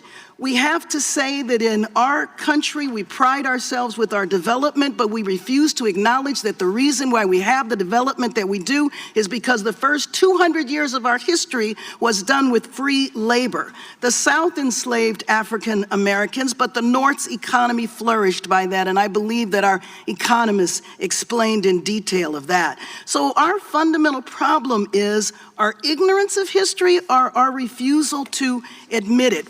Everyone understands the pain caused by people who deny the Holocaust. Deep pain is caused by this, and deep pain is caused by our country that cannot acknowledge what has happened here. I want to say that it should be obvious, but the entire Congressional Black Caucus supports this legislation. We have problems denying. We think that racism, sometimes it's trivialized as behavior, as ideas, and that we're all equally racist because we refuse to accept the fact that racism is ingrained in our institutions. We say that there must have been something that 12-year-old did to have gotten shot. We say that there must have been a reason that that police officer pulled that gun on that pregnant woman last week with her 2 babies. We don't see the connection between this because we refuse to admit it.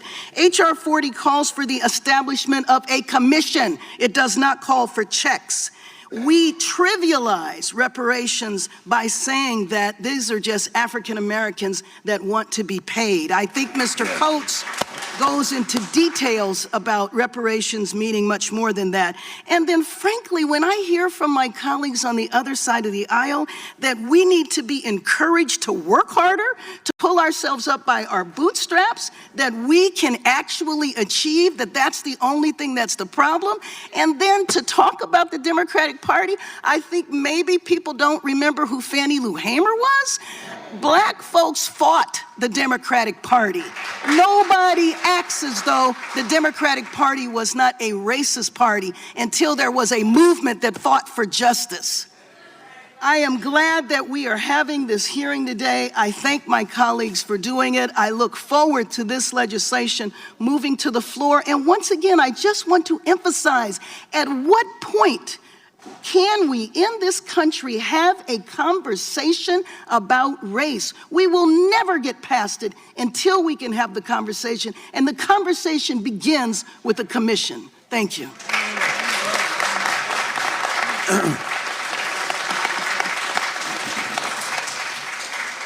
Thank you, Congressman. Excuse me. And I'd now like to recognize. Let me have a word, please, because I wear several hats. And certainly most people consider me the one hat and know me from the hat I wear as an artist, an activist and an artist.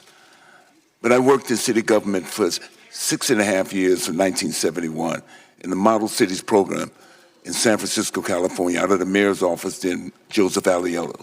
For 6.5 years, I worked both in the mission and African American community at that particular point in time. And most of that was the realization of what we were about, the programs about the Great Society, those programs that came about. And I saw those programs eviscerated. Those programs, in a sense, designed to bring great opportunities and great hope, lasted only a short period of time. So I understand that, because I've lived in the same community my entire life from San Francisco. My mother, a migrant, someone who met my father and came to San Francisco after World War II. They had decent jobs. They worked for the post office from 1948. They were able to raise a family on that income as well. They were able to eventually buy a house in the same neighborhood that I live in right now. They were also part of that generation who were the first beneficiaries of the upcoming, ongoing civil rights movement. I've watched that city and worked in that city, and I'm just talking about the city of San Francisco, this liberal city that has this great tradition around labor and everything else. We talk about Harry Bridges and what he did in longshoremen and bringing African Americans to longshoremen. And then I've watched the evisceration of the cities and people's lives because of crack cocaine and mass incarceration as well, right in my neighborhood, right in my family and often. So those are the kind of long-term impacts that we don't realize that happen. Those children who were the descendants, not only slaves, but the descendants of those generation who had the opportunities after World War II. Those children did not have the same opportunities. And now those children are abandoned as adults in that city, in that great city. So I think we have to kind of look at this, and as people said often, that this is just a study, a look at racism and all of its manifestation in terms of gentrification as well. I was in the Fillmore area in 1966, going to West Addition Community Organization meetings where people were desperate to find different ways in which they were not being removed from their communities. These are real issues that happen. They're long-standing issues that go back and find themselves resonating in slavery and going further than that. All the material that we have, all the books that we have now, all the studies that have been done has outlined that. We have to begin to tell ourselves the truth. James Baldwin, the great writer, once said, if we cannot tell ourselves the truth of our past, we become trapped in it. And that's what we are. We're trapped in it. This country is trapped in the truth, not telling the truth. And we got to find that. We got to start that as a leverage right there. Begin to we talk about anyway how we talk about education. Bob Moses has talked about math literacy is important, and most children, particularly children of color, aren't prepared for math literacy. We have to talk about education and preparing our children for 21st century citizenship. And that's what it is. And this is what this is talking about. And when we raise the boat of those people who've been most disadvantaged historically, we create a better country here. Thank you, sir. Thank you very much. Chairman Cohen, Chairman Cohen, may I No, suggest? we can't. We're not going to get out of order. I gave Mr. Glover great respect, but the panel and the way we operate is we go from member to member, and they can ask questions, and if next person wants to ask you, they can ask you. Okay. Representative Klein, you're recognized for your 5 minutes. Thank you, Mr. Chairman. I want to thank the witnesses for being here. Mr. Coates, I followed your career with interest. Mr. Glover, I'm a big fan, and I want to thank the witnesses for their remarks. Mr. Hughes, I wanted to ask if there was anything that was said previously that you'd like to respond to. Yeah, I'd like to address myself to the comments made on the subject of us not knowing our history, of us not having told the truth about slavery and Jim Crow. It strikes me that this is not exactly true. Mr. Glover mentioned all of the studies and books that have been written on the subject. I would argue, in fact, that in the 10,000-year history of slavery on every continent, there is not a single example of slavery that has been more studied than slavery in America from the 17th century to the 19th century. So it is actually not true that we have not told the truth, that we don't know our history. Moreover, in the past 50 years, if we're talking about what scholars in America, in the American social sciences, have directed their attention towards, it is hard to find a subject on which more books have been written that has been more studied than racial inequality. Thank you. Thank you for that. Mr. Owens, I've followed your career with interest as well. Can you speak to specifically your career in the NFL and also you spoke of your family. What was the greatest legacy or lessons from your family that brought you to the opinions that you hold now? The greatest legacy from my dad, who served in World War II, came home, could not do his postgraduate down in Texas because of Jim Crow laws. So put out a lot of letters, ran across a box when he passed away of hundreds of rejection letters.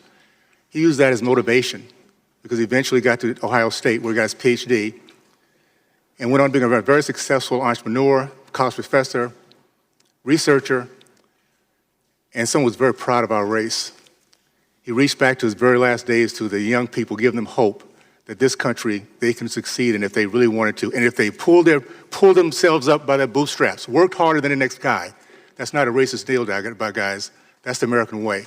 We work harder than the next guy. Greatest legacy from him was my belief that I would do everything I could to make sure he was proud that I held his name. The greatest thing for my mom, for my dad, was I never, ever even thought about disrespecting mom. We have come to a point where we allow our young men to disrespect women and think there's no consequences. We are not going to develop men if we allow our boys to call our women baby mamas and everything else under the book and not pull them aside and tell them this wrong. It's about policies, guys. It's not about 200 years ago. We have kids in the state of California that is against anti-choice, by the way. These kids are stuck in these failing schools because we have a party that is against them moving on to someplace else. We have a Davis-Bacon Act, 1932, put in place specifically to stop blacks from competing against white unions, still in place today. You wonder why we have so high unemployment, why our business ownership has gone from 40% down to 3.8%. By the way, high minimum wage is as good as it sounds, it keeps our young people out of work. It keeps them, they're too expensive to hire to even get started if you have high minimum wage. Now the unions benefit from that, by the way. And open borders hurts our race, period. Period. It's common sense. If you have non-Americans coming in, working for lower wages, we get hurt first. We got to understand that, and let's get this thing right, guys. It's about our people, my race. We are just as good as anyone else out there if given the right opportunity and not told that we can't. But us raising our kids and telling them that because of their skin color, they're already against every opportunities out there is stealing their dreams. We can't afford to do that. So my parents' generation, the greatest generation in the history of mankind, told us to dream big and whip out those other guys who are working harder and showing them they're wrong. And we did that. Thank you for that. Thank you, Mr. Chairman. I yield back. Thank you, sir. Mr. Raskin is now recognized for 5 minutes. Mr. Chairman, thank you very much. I'm looking for some points of... Mr. Raskin, I'm sorry. I saw Ms. Lawrence here earlier, then she disappeared, and she's back, and I want to recognize the distinguished... Oh, I'm sorry, Ms. Lawrence was here, and she's gone. She was sitting there. And Ms. Beatty's here. And Ms. Beatty's here now. So, Ms. Lawrence, thank you. Ms. Beatty. Representative Raskin, you're on. Thank you, Mr. Chairman. But both sides seem to agree this is something that should have been done long ago. I think I heard Mr. Hughes say that, and I think Mr. Coates, you said that. There was an effort after the Civil War and Reconstruction organized around a field command I think President Lincoln issued to redistribute 40 acres and a mule. And it never happened, and it was interrupted. And then we had a period of a decade of active national investment in Reconstruction in the South that was undone by white supremacy. And so we were never able to follow through on the political, economic, and social promise of Reconstruction. So given this history and the distance between now and slavery, and then the continuing injuries of racism with Jim Crow and with the sharecropper system and the criminalization of the African-American population after the Civil War. Mr. Coates, let me ask you, what are the differences in approach that have to be taken now, given the distance of time that is lapsed, than if it had been done completely right after the Civil War and Reconstruction had been allowed to run its course for a period of several decades before the so-called redemption took place? Sure. If I could just address the notion of slavery having been well studied and understood.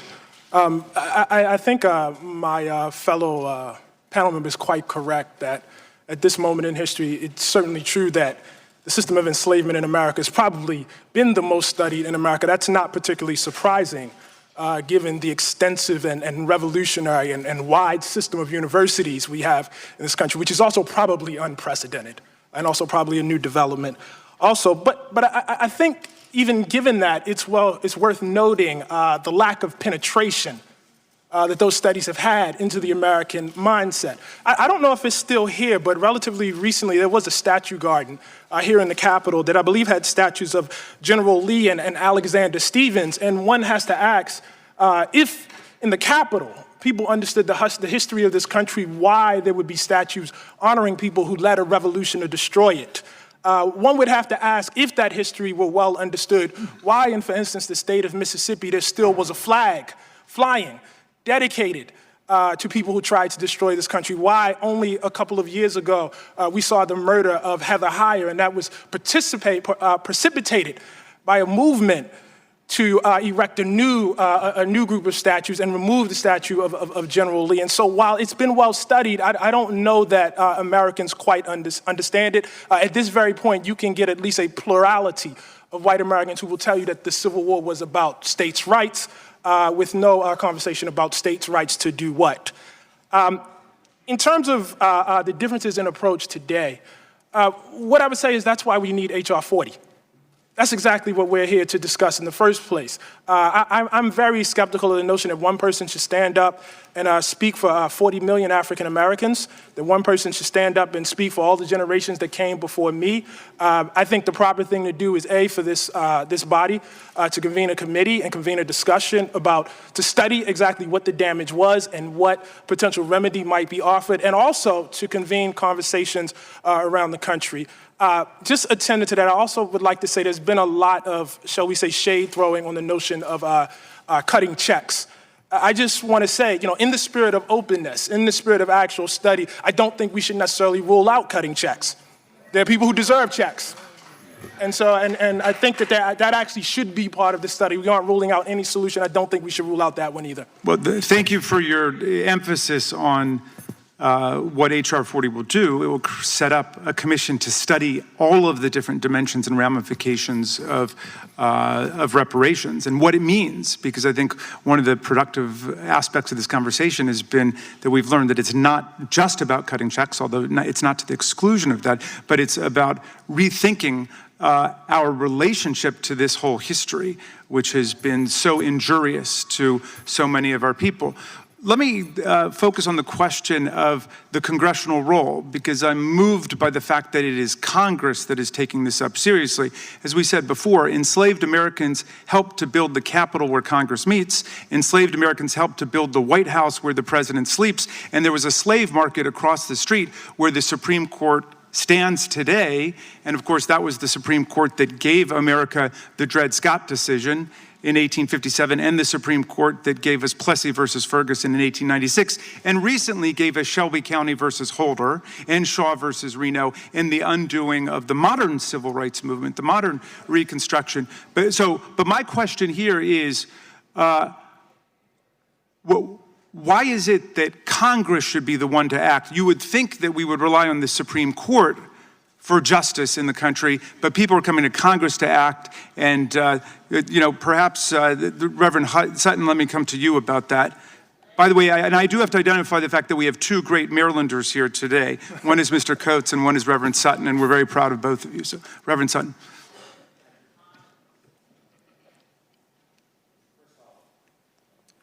First off, let me say that I am a bit dismayed and appalled that my brother panelist here, when we're talking about reparations, goes to family and all that. Of course, we're all hardworking.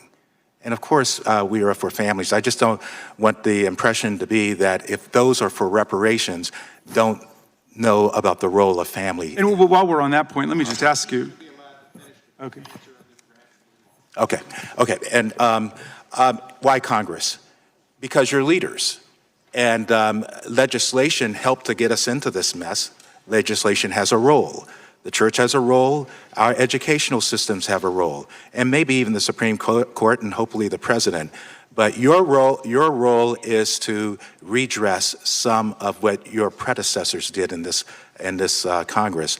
And so I think you're the only body that can call for this commission that desperately needs to happen. Thank you, Reverend, and thank you, Mr. Raskin. Now I'd like to recognize Mr. Gomert from Texas for 5 minutes. Thank you. Appreciate the witnesses being here. And Mr. Glover, anytime I see your name listed as being in a movie, I normally say that's one I will enjoy and appreciate your body of work throughout your career. You've provided a great deal of enjoyment, even in the dramas, so thank you for that. I had a colleague mention an execution in Texas. That was the incident arose down in Jasper, where 3 white men drug a black man to death. Now, I've supported the death penalty. I was a judge who has assessed the death penalty, and I wouldn't have a problem with a law that said if in a situation like that, the victim's family can choose the manner and means of carrying out the death penalty, but we don't have that law. That case was also heralded as the poster case for needing hate crime legislation, when actually under the hate crime legislation that was so heralded and passed, there is no death penalty. The only way these guys got the death penalty, finally, after 21 years, most culpable guy finally was executed here recently. He should have been. The death penalty I hear constantly being referred to as being racist. I know in my own court, the statistics will show that I had 3 individuals charged and tried for capital murder. 2 were white, 1 was black. Based on the jury findings, I assessed the 2 white men to be put to death, and the black gentleman was sentenced to life for his murder. The hate crime laws had nothing to do with actually carrying out the executions in the appropriate case as they were in Jasper.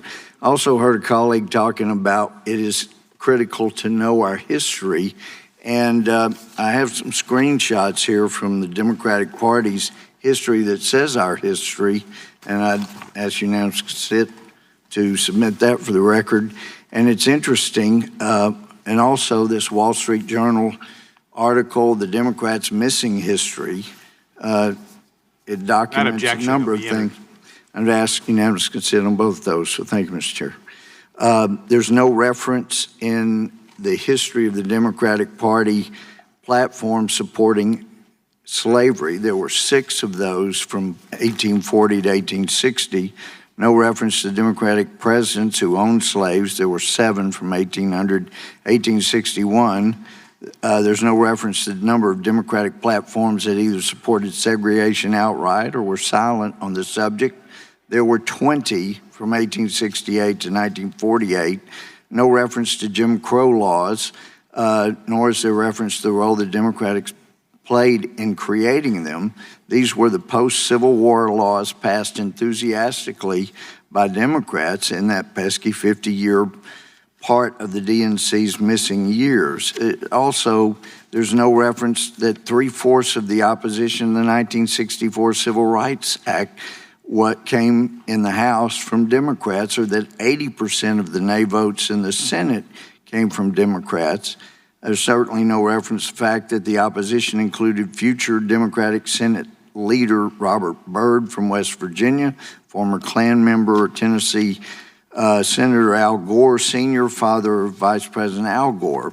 And last but certainly not least, there's no reference to the fact that Birmingham, Alabama Public Safety Commissioner Bull Connor, who infamously unleashed dogs and fire hoses on civil rights protesters, was in fact a member of both the Democratic National Committee and the Ku Klux Klan. So it is important that we know our history and we not punish people today for the sins of their predecessors in the Democratic Party.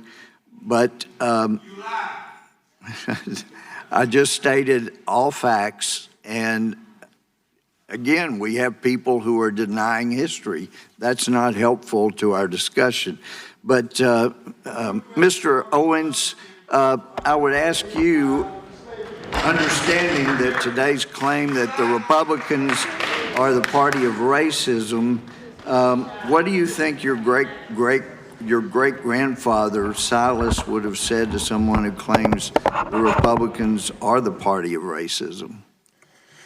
Well, my great-great-grandfather lived through that period, and he wouldn't have said that because at that time, all blacks were Republicans because that was the party that gave them the freedom. Let me just ask you, have you suffered for taking these conservative positions? What I guess what it comes down to is I don't think I've suffered at all. I'm thankful to have grown up in an age where I was the fourth black American to be given a scholarship at the University of Miami. I was one of the first blacks to integrate this school. So I understand and understood exactly what racism looked like and how it felt. But my mom said one thing, remember specifically as I was kind of going through this phase, says, Burgess, make sure you don't let somebody else's problem become yours. In other words, Burgess, don't let a racist let you become one.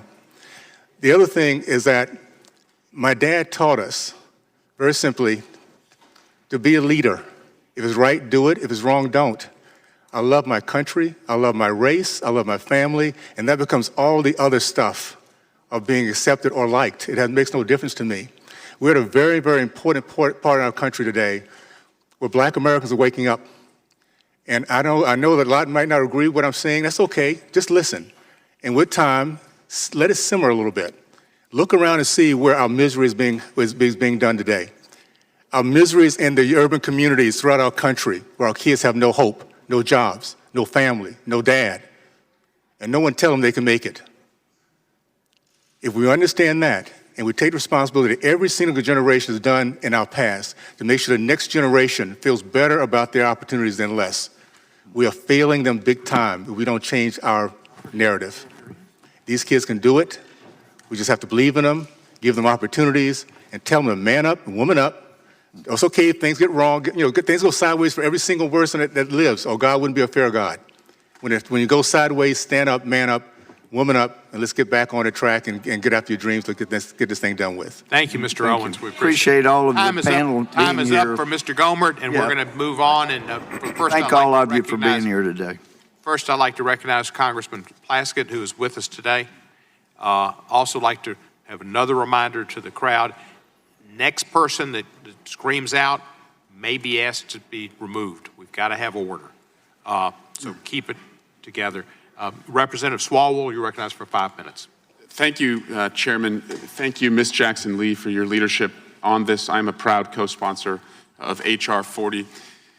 And I've listened to some of my colleagues, Mr. Glover, tell you how much they like your movies. And I have to say, we didn't come here to talk about your movies. We came here to talk about your activism. I like your activism. I also like your movies, but I want to give you a chance because I haven't heard the other side other than tell you that they like that they like your movies, that they want to hear what you have to say on this important issue.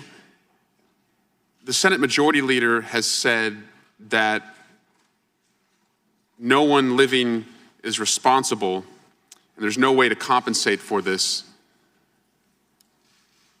And he's suggesting that there's no way to pay for it. And I guess I'd ask you, Mr. Glover, would you agree that if a black college graduate is paying on average about $10,000 more in student loan debt, we're paying for it? Would you agree that if the black population is disproportionately incarcerated to any other population, that we're paying for it? And would you believe and agree that if the health care costs for a black family are extraordinarily higher than for a white family, that we're actually already paying for it?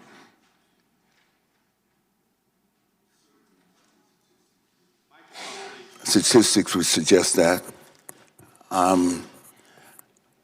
But I think there's such a discussion that we seem to miss the point on, and often as we talk about the different issues that we deal with in this country and their intersectionalism, the interconnectedness, the issue, whether we talk historically or we talk about how those things manifest themselves in our policy and what we do today, in a sense. And I think a part of what we don't do today is to evoke the kind of spirit that was so essential in this country's formation, in this country, in the moments in when there were radical changes in this country. We often talk about the right for organized labor to organize, the impact that had on the African American community at some point in the 20th century, past the end of World War II, the benefits that were accrued at that particular point. And those people who struggled for that, whether it's Eugene Debs, who struggled against, or whether it's Emma Goldman, or whether it's W.B. Du Bois, and all the list of activists and men and women who brought about the kind of, who raised the bar with respect to, I think, a sense of revolutionary purpose. In that sense, and what I think with the incredible wealth that this country has, and resources this country has, and the capacity to do what it had once done. When I came into the world, there were opportunities that were different than previous generations. There were more schools that were built instead of prisons. There were more opportunities that were for employment and new opportunities for employment. So we're going back. There were more infrastructure development and all those things play a role in our own ability and our own my own enhancement as personally and collectively as well. And so I think in this, when we talk about them, when I went to college, certainly I didn't have the debt responsibility that students have now. And certainly there's ways in which we can mediate that. Certainly there have been arguments about whether college should be free, whether we should build more colleges, et cetera, and provide different opportunities. But we also have the transformation of a society that was an industrial society, industrial workforce, and now that depends directly on different forms of intelligence and certainly technology. And that's a place where those who are most vulnerable across the board have not been, they have not been, how you say, they have not benefited from those new technologies. And so what I'm saying, the picture that I'm painting is a much larger picture, you know, within the dangers that we have relative to global warming, and climate change, and all the other issues. You know, we can say right now the health condition of African Americans is pretty desperate in places. They live in toxic situations. We can talk about environmental lyricism that we haven't talked about, and maybe that would be a part of the study that we talk about currently about HR 40. So there are various things. So to begin to kind of like codify this in a way in which I find what you said, I think the broader look at this study would also reveal some other things about what can happen, and what the possibility is. It seems as if Dr. King said the imagination is the incredible vehicle for us, Albert Einstein said our imagination is more important than knowledge itself, then certainly the capacity that we have in terms of imagining a better future for African American children and African Americans, the descendants of slaves, but we also would imagine better opportunities for this country as well. Thank you, Mr. Chairman. Thank you, Mr. Swalwell. Mr. Chairman, can I just say I wanted to put this on the record. I was not in the House when your resolution came up for a vote, but I would have voted to support it. I am sorry that it is something our government was responsible for, and Mitch McConnell may be right that no one alive is responsible for what happened then, but everyone alive is responsible to do something now. Thank you. Thank you, sir. Mr. Renschenthaler. Thank you, Mr. Chairman. I would like to yield to my ranking member, my colleague from Louisiana. I thank my colleague. I wanted to pitch it back to Mr. Hughes for a moment. In spite of your relative young age, you've had some valuable experience publicly discussing sensitive issues of race and culture. And I just wonder what advice you would give to young people who are thinking about this. As Mr. Owens said, everybody ought to let that marinate a little bit. As they begin to think about it, it's been suggested this morning that ignorance of our history is a big part of this, that everybody across the country, I mean, in large numbers, we suffer from that. What's the response, and what advice do you give to young people? Well, I would urge people to observe the distinction between understanding history and responding to history. You can understand history, and it can still be the case that you have a range of possible responses in front of you. So addressing myself to Mr. Coates' comments before, if I understand them, the idea is if we really understood our history, then we wouldn't keep Confederate statues up, for example. Therefore, the fact that they're still up implies that we don't really understand it in our bones. And that I think highlights a distinction between how I think about this issue and how other people on the panel think about it. For example, there was a poll in the Washington Post last year which found that 30% of black Virginians wanted the Confederate statues to stay up. Now, I don't think they wanted that because they hated themselves. I don't think they wanted that because they didn't understand their own history. Perhaps they were people who just didn't like seeing their communities change. There are many people like that, and I respect that, even though I myself would be fine to see those statues come down. So the point here is that our response, whether or not you agree with it, is not itself evidence that we don't understand our history. And we can have two separate conversations. One is what happened in this country, what was done to Black people, what harm was incurred. And the second conversation is what do we do about that? And that second conversation the answer to that second conversation is not self-evident from the answer to the first. Thank you. I see Mr. Owens making notes over there. I know you have a lot to contribute on this subject. You do a lot with young people. What would you add to that? I would first of all say we live in the United States of America, the greatest country in the history of mankind, a place that every person that comes here that apply ourselves to the rules, to the standards in which we all can succeed, treat people right, be honest, dream big, dream above your obstacles, and get back up when you fall down, then they can make it.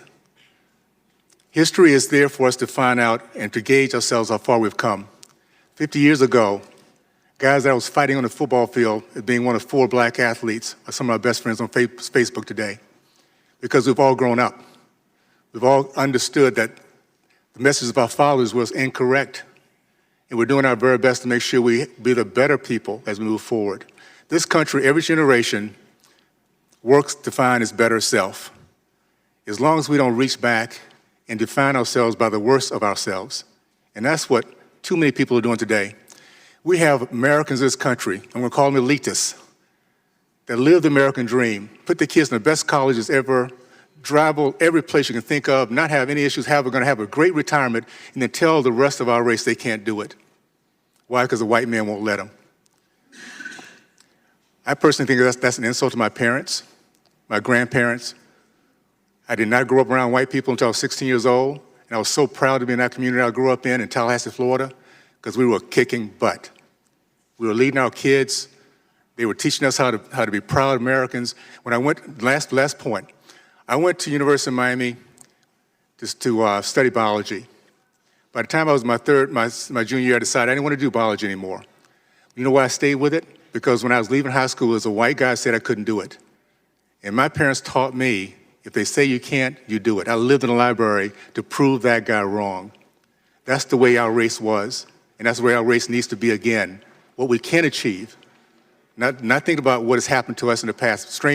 What strangers did to other strangers 200 years ago has nothing to do with us, because that is not in our DNA. Thank you, Mr. Hughes. I got 15 seconds. Let me give me one more question. You can answer it, I hope. You wrote an article a while back entitled Black American Culture and the Racial Wealth Gap, and you talked about, specifically, the city of Boston, and there was a disparity within the Black community, and you've pointed out that Black Bostonians of American ancestry had a median household wealth of $8 in net, but Caribbean ancestry had $12,000 of wealth. It talks to the disparity. I just wonder if you'd comment on the implications of that. Well, this just goes back to the point I made before about disparities even within races being normal. So if you look at census figures for white Americans and break it down, instead of talking about quote unquote white people, into white people of French ancestry, Russian ancestry, Swedish ancestry, you will find all kinds of disparities that by definition cannot be caused by some kind of systemic discrimination. Likewise with quote unquote Black Americans, it's a very diverse group. Something like 10% of Black people in this country are immigrants from places like Jamaica, Haiti, Nigeria, Ghana. And if you look at each individual group, you will find various disparities in wealth, in income, in crime rates that by definition can't be explained by either race or racism. So my point in citing that disparity is to upset the notion that if society were fair, evidence of that would be equal outcomes between all groups, because there are so many differences historically in groups themselves, geographically, just in terms of median age, right? The average Black person in this country is 10 years younger than the average white person. So when you're comparing Blacks to whites, that's just one of the many ways in which you're not actually comparing apples to apples. So my point in citing that was just to upset that lazy assumption that we make about socioeconomic and other outcomes. Thank you. I yield back. Thank you, sir. Next, recognize Ms. Scanlon for 5 minutes. Thank you.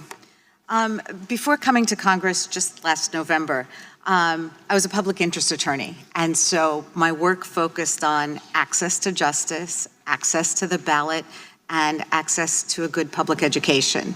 And all three forms of access, as we've been discussing here today, are too often denied to people of color and poor people. And unfortunately, as we've discussed, there's a disproportionate representation of people of color among poor people in this country. So I wanted to ask some questions to talk about the relationship between the structural legacy of slavery and racism and a couple of the issues that are top of mind in my district. So one of them, and thank you for mentioning it, Mr. Glover, is environmental justice. The city of Chester is in my district. It's a majority African-American population, and it is surrounded by heavily polluting industries. Just Sunday night, CNN's United Shades of America featured the incinerators there. 1 in 4 children, African-American children in my district have asthma, largely as a result of these environmental factors. So we've got this environmental justice issue we're dealing with. We've got schools issues. Pennsylvania has one of the most wildly inequitable public school funding systems. And if you go to the schools in Philadelphia and some of the other majority African-American school districts, you see schools that are over 100 years old, and literally visiting them, there's asbestos and lead paint dripping into the water fountains that the children have to use. And then a third issue, which we've also touched on, is our policing and criminal justice issues, where African-American folks are locked up at, 5 times the rate of white people. So how does the reparations conversation help us drive forward those issues? How can I link it for folks in my district to the issues they're facing daily? And if I could ask Reverend Sutton and then Mr. Coates to maybe address that. Thank you. Those issues are linked. We have to make a distinction between personal responsibility and social responsibility. I go into the high schools in Baltimore as well, and we even sponsor programs to convince high schoolers, you can do this, you can succeed, you can make it. That's personal responsibility. But when you go in the schools and you see the conditions, you see the quality of the teaching and all that, you know that they don't have the same shot as those who live 10 miles away or 5 miles away in their school systems. And so one of the roles of the Congress is to make sure that there is a corporate responsibility that we all have for all of our citizens. We can all celebrate the tremendous strides that have been made in racial attitudes in this country. We're proud of the accomplishments of many African-American individuals. I'm proud of my accomplishments. I've worked very hard, and my brothers and sisters. But for the millions of descendants of slaves who are trapped in this pernicious cycle of hopelessness, poverty, and rage due to their real experience of inequities, segregation, inferior schools, redlining, and the like, the widespread assumption that everyone can pull themselves up by their bootstraps is a lie. It's a falsehood. And that is one of the things that this legislation wants to address. Thank you. Thank you. Mr. Coates?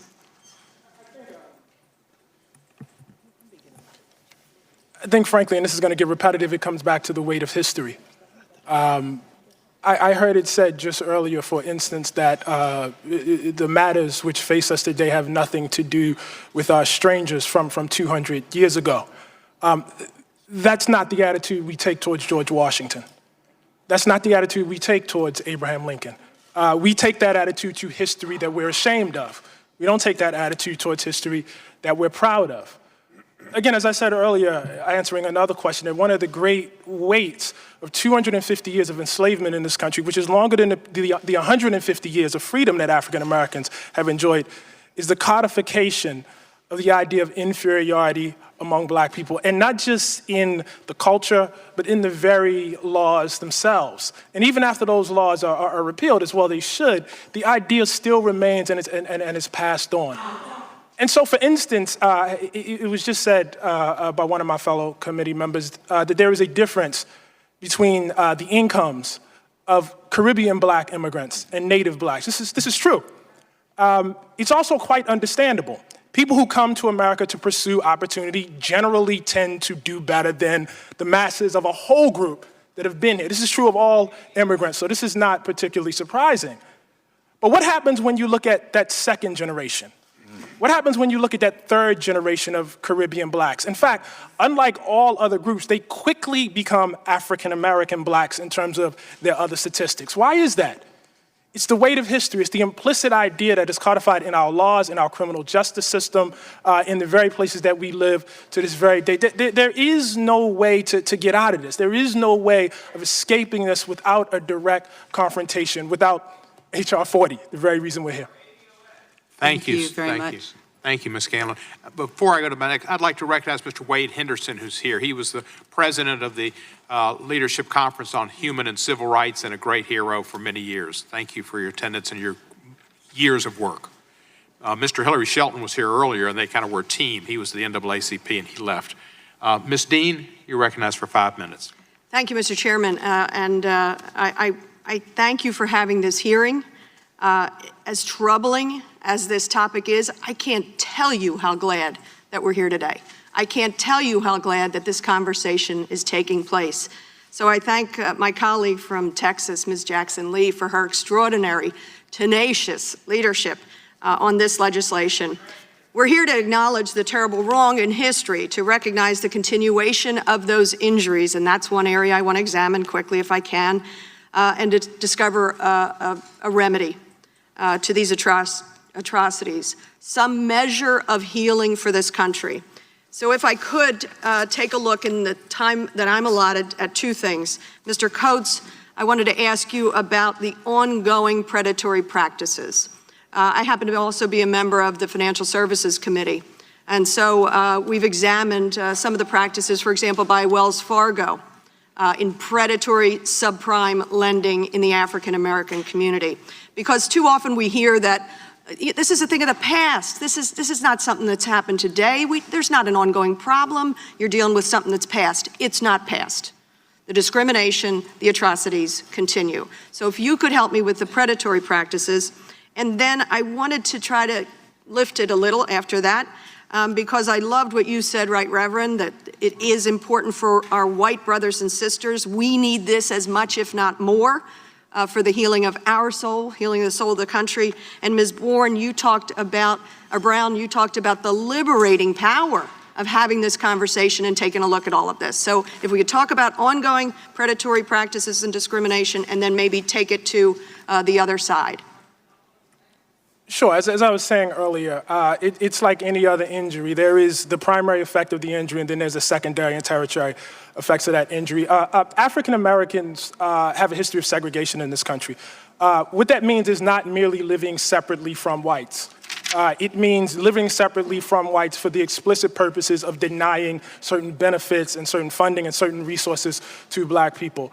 In the case of the housing history in the 20th century, what that meant was that for long periods of time, while this country was making making available to middle-class and working-class white families low-interest loans, the possibility of home ownership, which had not been available in the previous preceding decades, black people were completely cut out of that process. But still there was that dream of buying a home.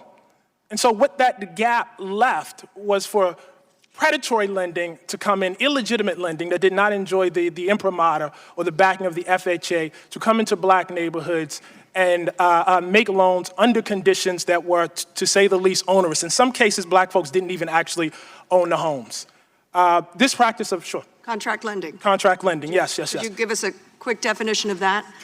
The basic idea of contract lending is because I don't have access to the normal routes of banking to buy a home. And so a contract lender comes in and pretends to actually sell me the home and gives me all the responsibilities of the homeowner, the upkeep, the maintenance, the taxes, et cetera, but actually holds on to the deed.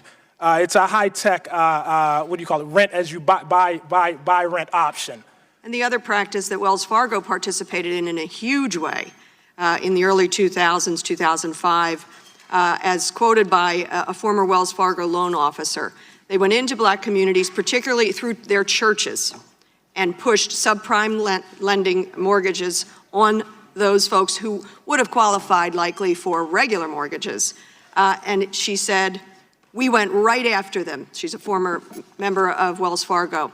Wells Fargo Mortgage had an emerging market unit and specifically targeted black churches because it figured church leaders had a lot of influence and we could convince Congress to take subprime loans.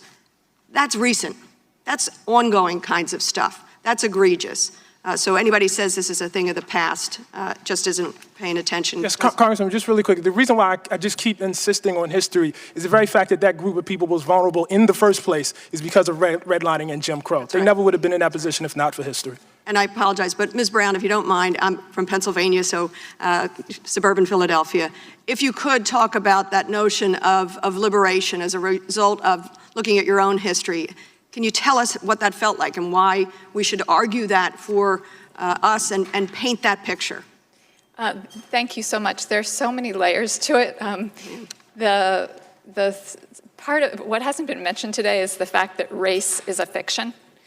So slavery, the very concept of race and of one race being superior to another was invented to justify slavery.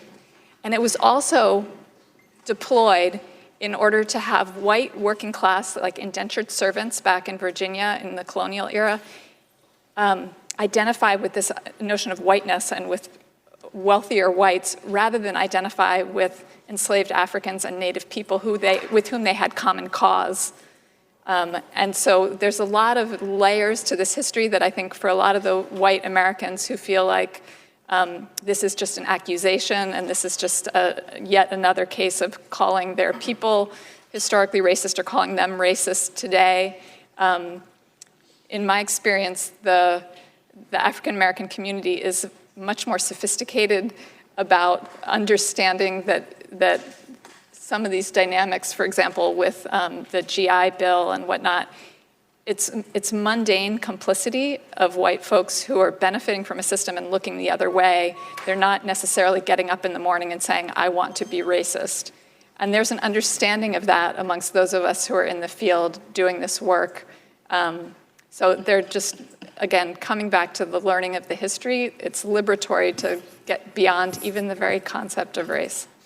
Thank you. Thank you, Mr. Chairman. I know I'm over. Thank you, Ms. Dean. Ms. Sylvia, you're on. Thank you, Mr. Chairman. And first, I want to thank the chairman for bringing this forward. And of course, to my colleague from Houston that we have worked for many years on so many social justice issues at home. It's just great to stand with you again in this time here on such a very, very important national topic. I am a co-sponsor and I've pledged to you that I will work shoulder to shoulder with you to make sure we get this done. And to all the people in the audience, thank you for being here. I know it's been a long hearing, but I think it's going to be. Well, thank you for being here, and I know you've been waiting, but I think the waiting will be worth it when we get to the end of the tunnel. So thank you all for being here. And Bishop, I want to just start with you because it really did warm my heart that you have some scripture notes here and that you mentioned Jesus. You know, I have a very deeply firm held religious belief that we really are all created equal and that we really are all children of God.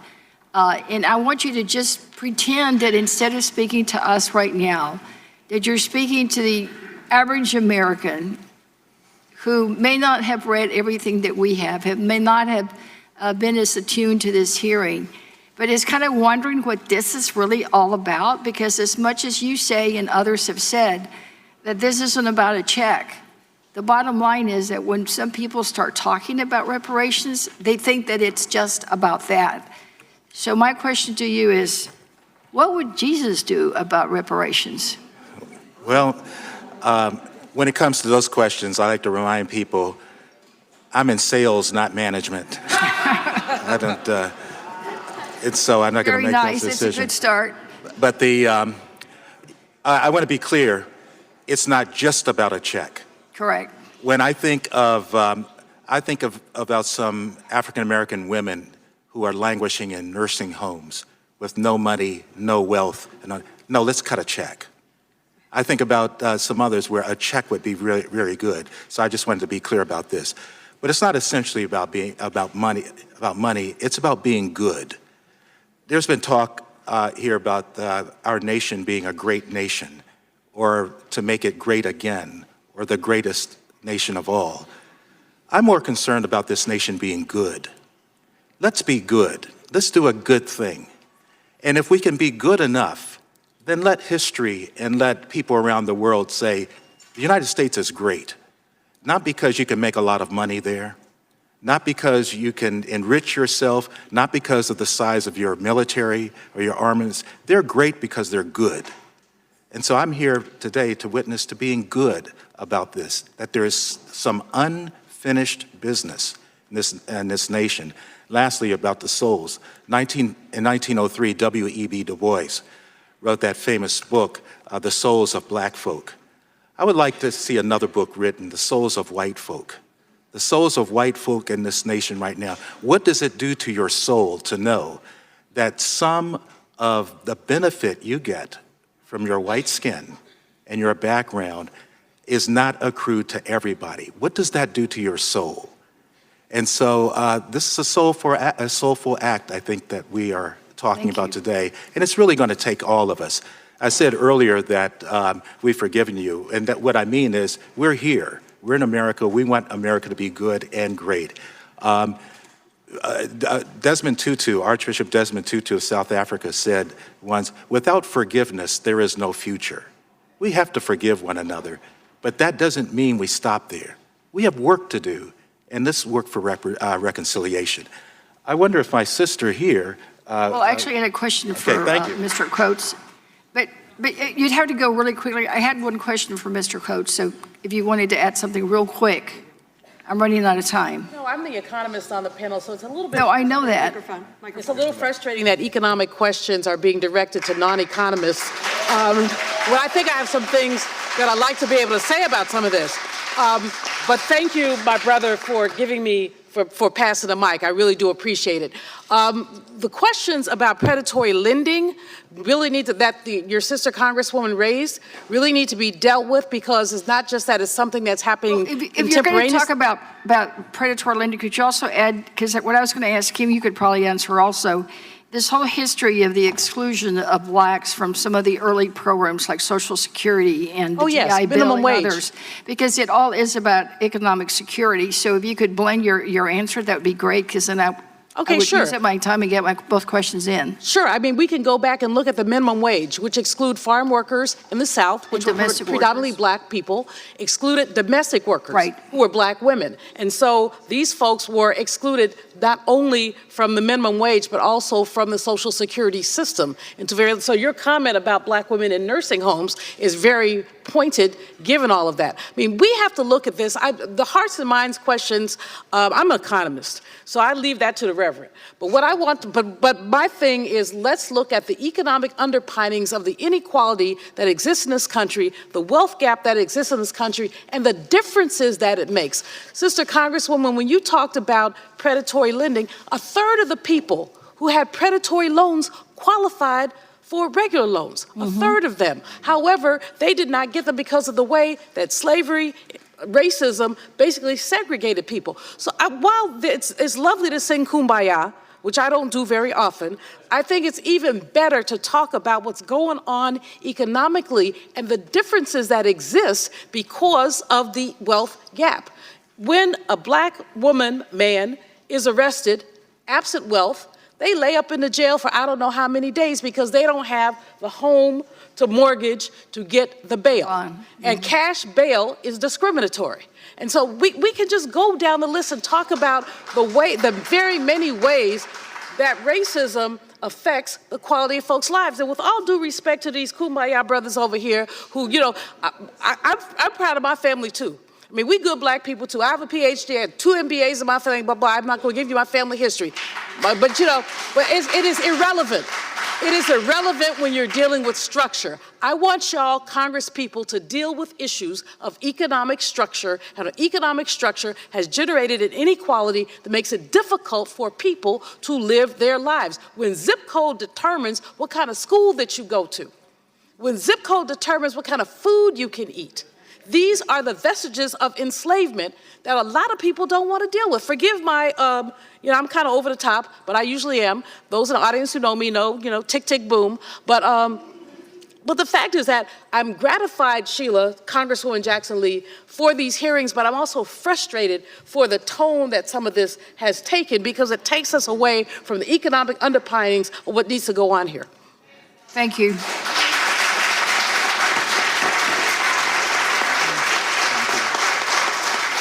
Thank you, Mr. Chairman. I yield back.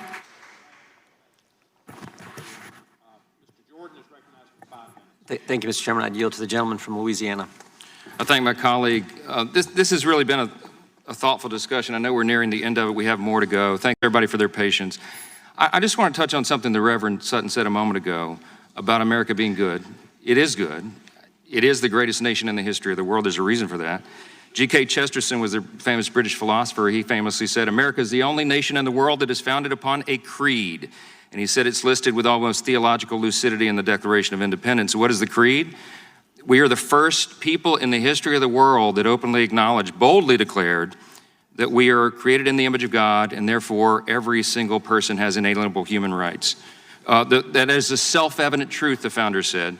We're trying to live up to that promise. As you all know, Martin Luther King Jr. famously said that was a promissory note to future generations, and we're trying to get there.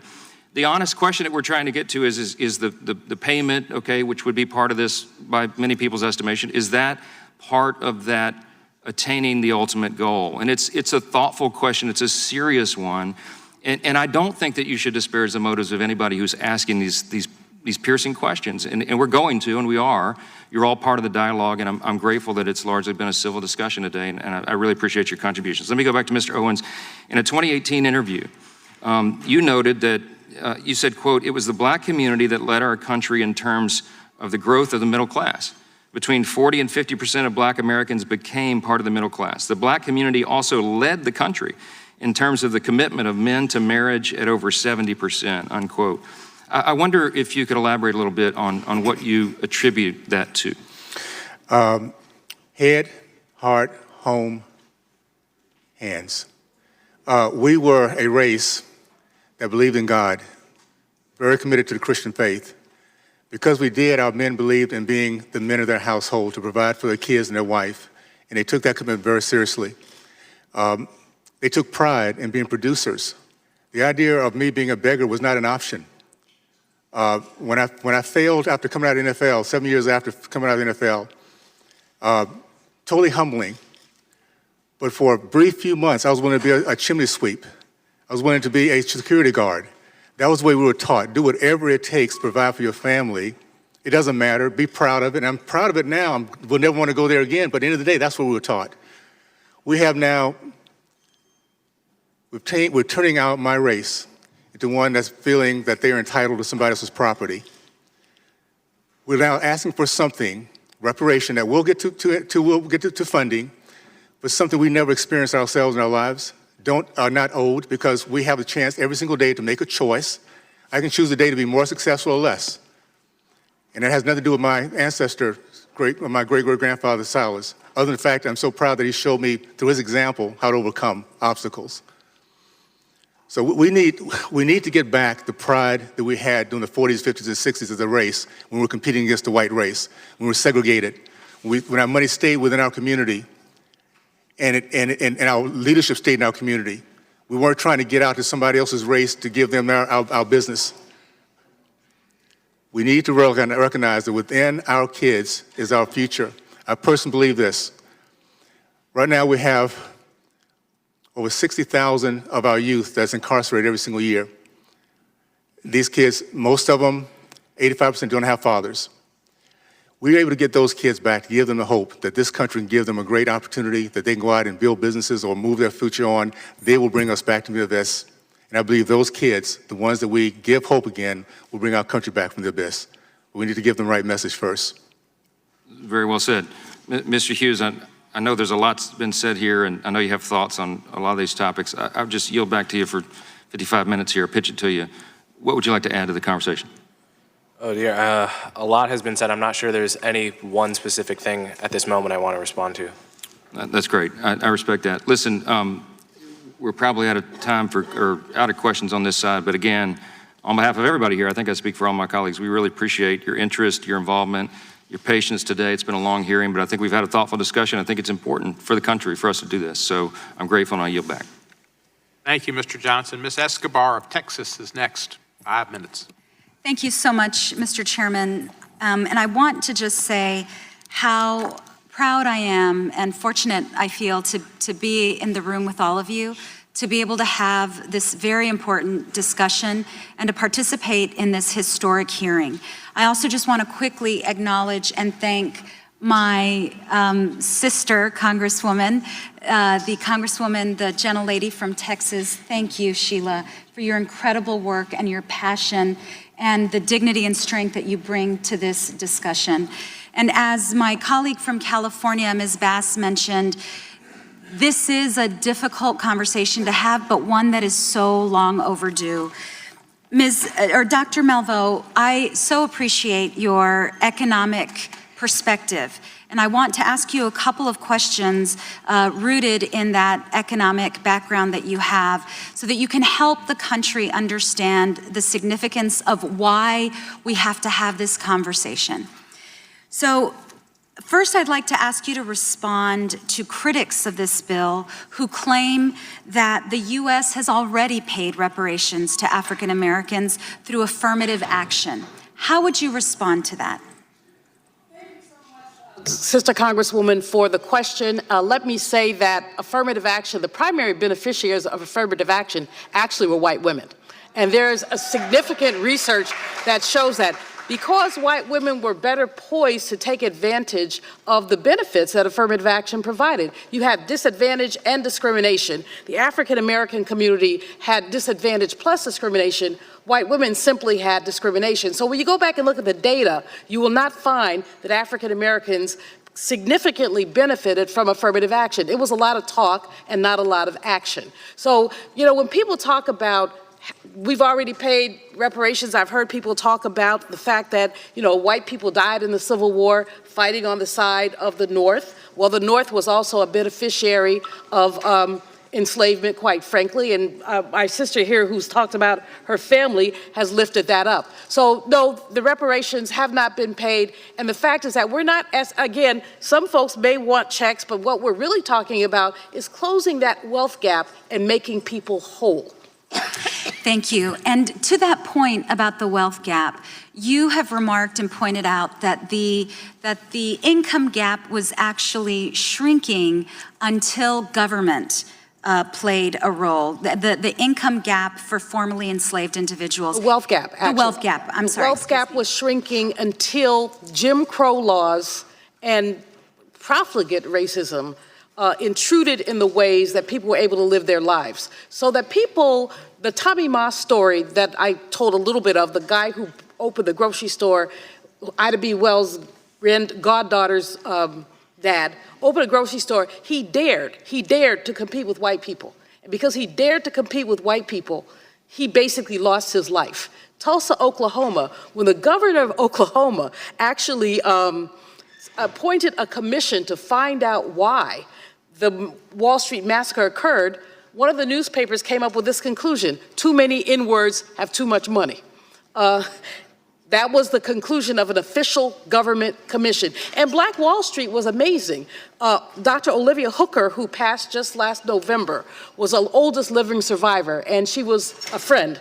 And she said, we didn't have to leave the Black community for anything except for banking. We had our own grocery stores, department stores. Black doctors built a library when white folks wouldn't build a library for Black people. That kind of economic thriving became a source of envy. Wilmington, North Carolina, where Brother Man over here wants to talk about, people want to talk ugly about Democrats. People change their ideologies. So the Democrats were the devil once upon a time. There were these groups called the Red Shirts, which were the Klan. They were Democrats. However, the Republicans took that over. They became the devil. And I'm just saying, and forgive me, Brother Chairman, I know you said I'm not supposed to say that. Forgive me. But in any case, people do change ideologies. So all this throwing at Democrats and Republicans have been racist, but in Wilmington, North Carolina, Republicans and Black people came together to form a fusion government.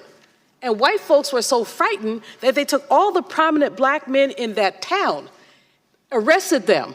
The next morning gave them tickets to leave town. They had to leave their property, their livelihood, their families, everything. This is why we need reparations. White Democrats, yes, Democrats were so threatened by the notion of this fusion government that they basically burned people out. They've documented 60 deaths, but there's a film, when I was talking and you told me I couldn't talk, there's a film called Wilmington on Fire. I want everybody to watch this film, Wilmington on Fire. It really does talk about what happened in Wilmington in 1898 when they just basically burned black folks out. 25% of the black people in Wilmington left.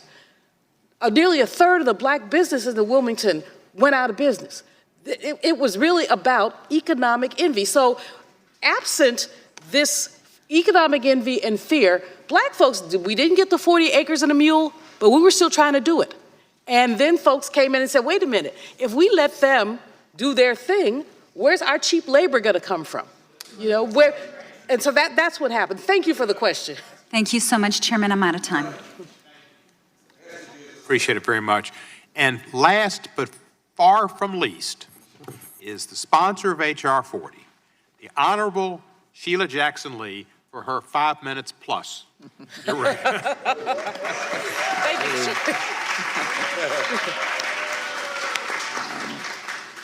It is appropriate for me, Mr. Chairman, to thank you so very much and to dispel this audience from any suggestion and witnesses that we're here on a temporary pass doing temporary work that's going to be fleeting and never to be seen again.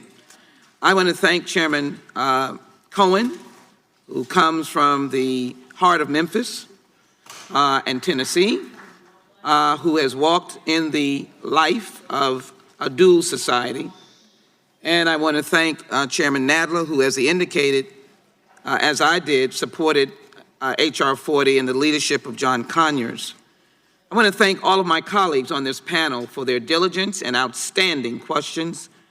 They are going to be in the forefront of educating, answering the questions, being a team, and I look forward to their work on this very powerful committee, Judiciary Committee. What better place to have this hearing? And to those who are, again, trying to understand our process, you have to have a hearing, then there is something called a markup, then there is a vote in the committee, and then there's the opportunity to go to the floor of the House of Representatives, on to the Senate, which will be the other body, as we call it, and the challenge that I will accept, and I hope that you will accept, and then a signature by a President of the United States of America. Let this day, June 19th, 2019, be the marker for the commitment for each and every one of you who have come to support, to say, on my watch, we will watch this bill pass and be signed by the President of the United States of America. I want to acknowledge Pastor Alan Patterson, who is from my hometown, and he is, I know he wouldn't mind me say, the inheritor, a great historic church in historic Fifth Ward, Texas, that was a settling place for freed slaves, Mount Corinth Baptist Church. I'm delighted that he is here, and I thank him. All the others I have thanked. Let me thank the witnesses. Mr. Chairman is very kind, but I will be diligent. Let me thank the witnesses who are here, each and every one of them. Let me thank Mr. Coates, Mr. Glover, Ms. Brown, Ms. Hughes, Ms. Owens, the Right Reverend Eugene Taylor Sutton, and as well Dr. Julianne Malveaux, Professor Eric Miller. And let me get to my questions at this point. During the Red Summer of 1919, violence against African American communities erupted. 2 years later, in the Tulsa race riot, 300 African Americans were killed, and the entire black community of Greenwood in Tulsa, Oklahoma was destroyed. Another devastating racist attack took place in Rosewood, Florida in 1923. Black-owned homes and businesses were systematically burned. At least 8 people were killed, and despite African American service in World War II. I commend Mr. Coleman and I think Mr. Owens and Mr. Hughes, Read the bill. What the bill says is that this is a study to consider a national apology, which has been done, and a proposal for reparations for the institution of slavery. Yes. The institution of slavery has never gone away. It exists. It is subsequent to de jure and de facto. That is, that it is subject to the laws and to the current atmosphere of what has generated today racial and economic discrimination against African Americans and the impact of these forces on living African Americans that are to make recommendations to the Congress on appropriate remedies and for other purposes. Why does the Congress have to do it? Because the Congress is the lawmaking body of the federal government, and it was the states and federal government that institutionalized laws that made slavery an act of the state. Yes. And it's not the courts. They will interpret, but we have to correct our error. And that is why, in that historic moment, Republicans and I guess some Democrats came together in the Congress and supported the 13th Amendment, which then Democrats and Republicans, or whatever they were called at that time, throughout the states, then the states voted to accept that particular amendment. That is why the Congress must do its job. I welcome the disparate opinions, but I would argue to the gentleman from Columbia that you are, I think, without the historical perspective and the pain of being opposed at your very young age to affirmative action and reparations. So I would welcome a continuing debate. My door is open for you. I welcome you being here as a witness. But I think it is important to take note of this. One, not my husband, excuse me, love him too. My father was Ezra Clyde Jackson. He was the baby boy of a widow mother with three brothers that went to World War II. A young man that graduated from High School for Arts in New York City. He, out of high school, went to the cartoon industry in New York. It was thriving. What an amazing thing for a young black boy. When the white men came back from World War II, my father was summarily fired for them to take his place. I was not born then, but I can tell you that the life of that talented black man was never the same. Until some 40 years later, when he was able to, his talent never lost, able to be called back into that industry. Racism. It wasn't slavery, wasn't 1892. It was in these prosperous 40s that you were talking about, that my father, because of the color of his skin, his brilliant talent, the cartoonist artist that he was summarily fired.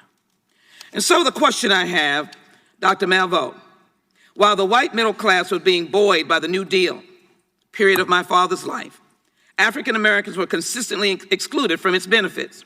For example, the 1935 Social Security Act carved out jobs largely filled by African American workers, such as farm and domestic labor, from its old age and unemployment insurance. Federal housing programs also discriminated against African Americans by redlining black neighborhoods to preclude them from receiving Federal Housing Administration, FHA.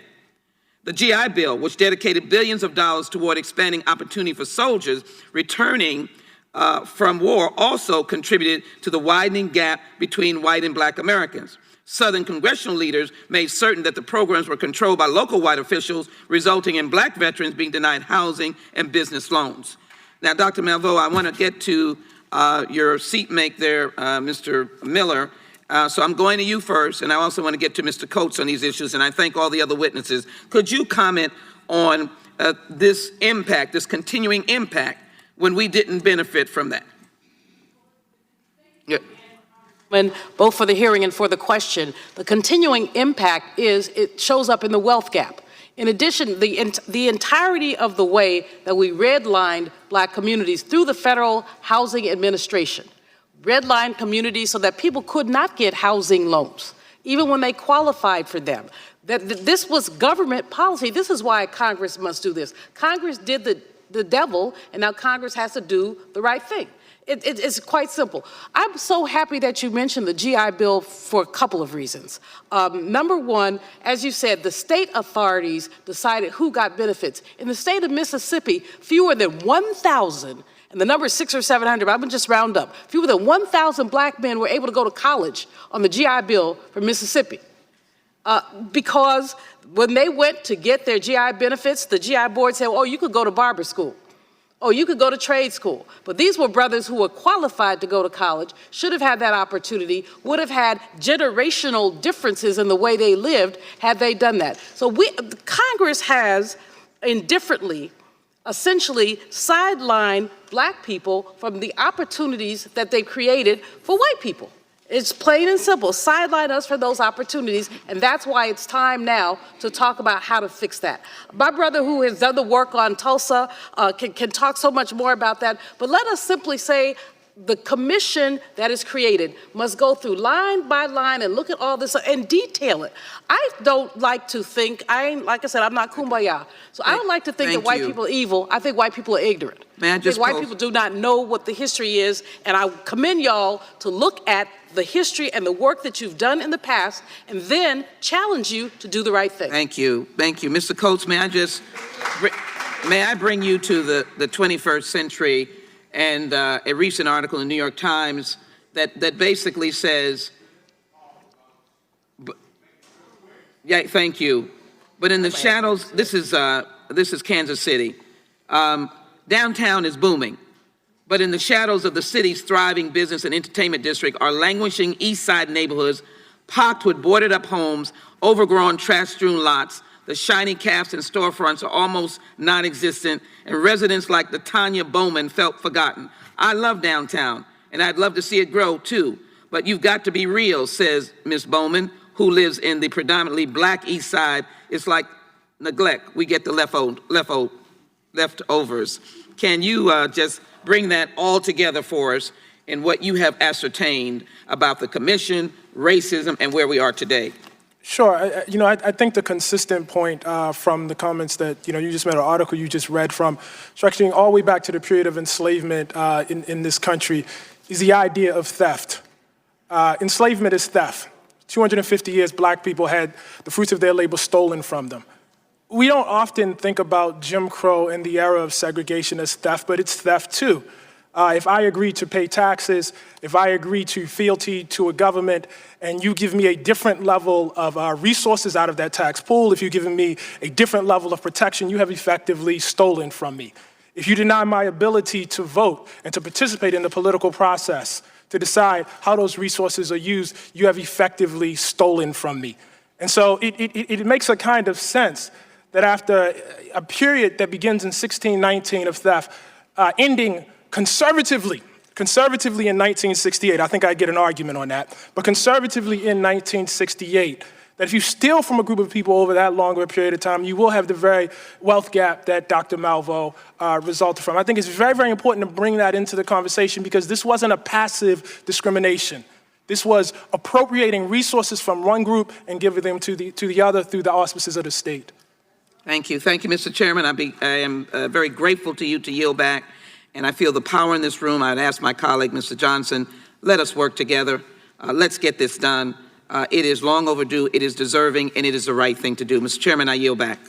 Thank you, Ms. Lee, and of course I want to thank all of our witnesses. This concludes today's hearing, and I want to thank our witnesses. It's been a great panel. And this is what magnified times 10, 20, 50 study would be like, because this panel would be heard and heard and heard, and people would get the story of what's happened in America and different perspectives on how to deal with it.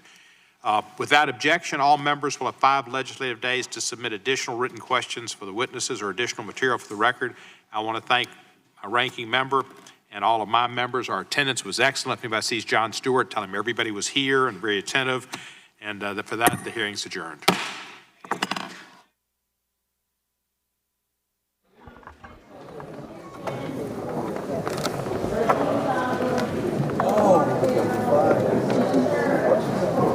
I'm hoping you're like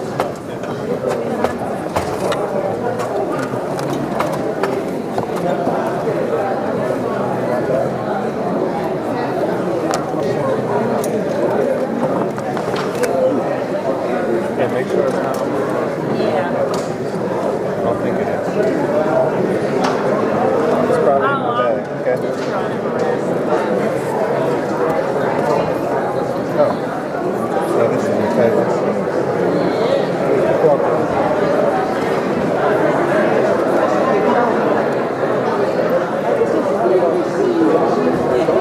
Unless you left it in the car. You never brought your phone. Oh, you did because you were watching.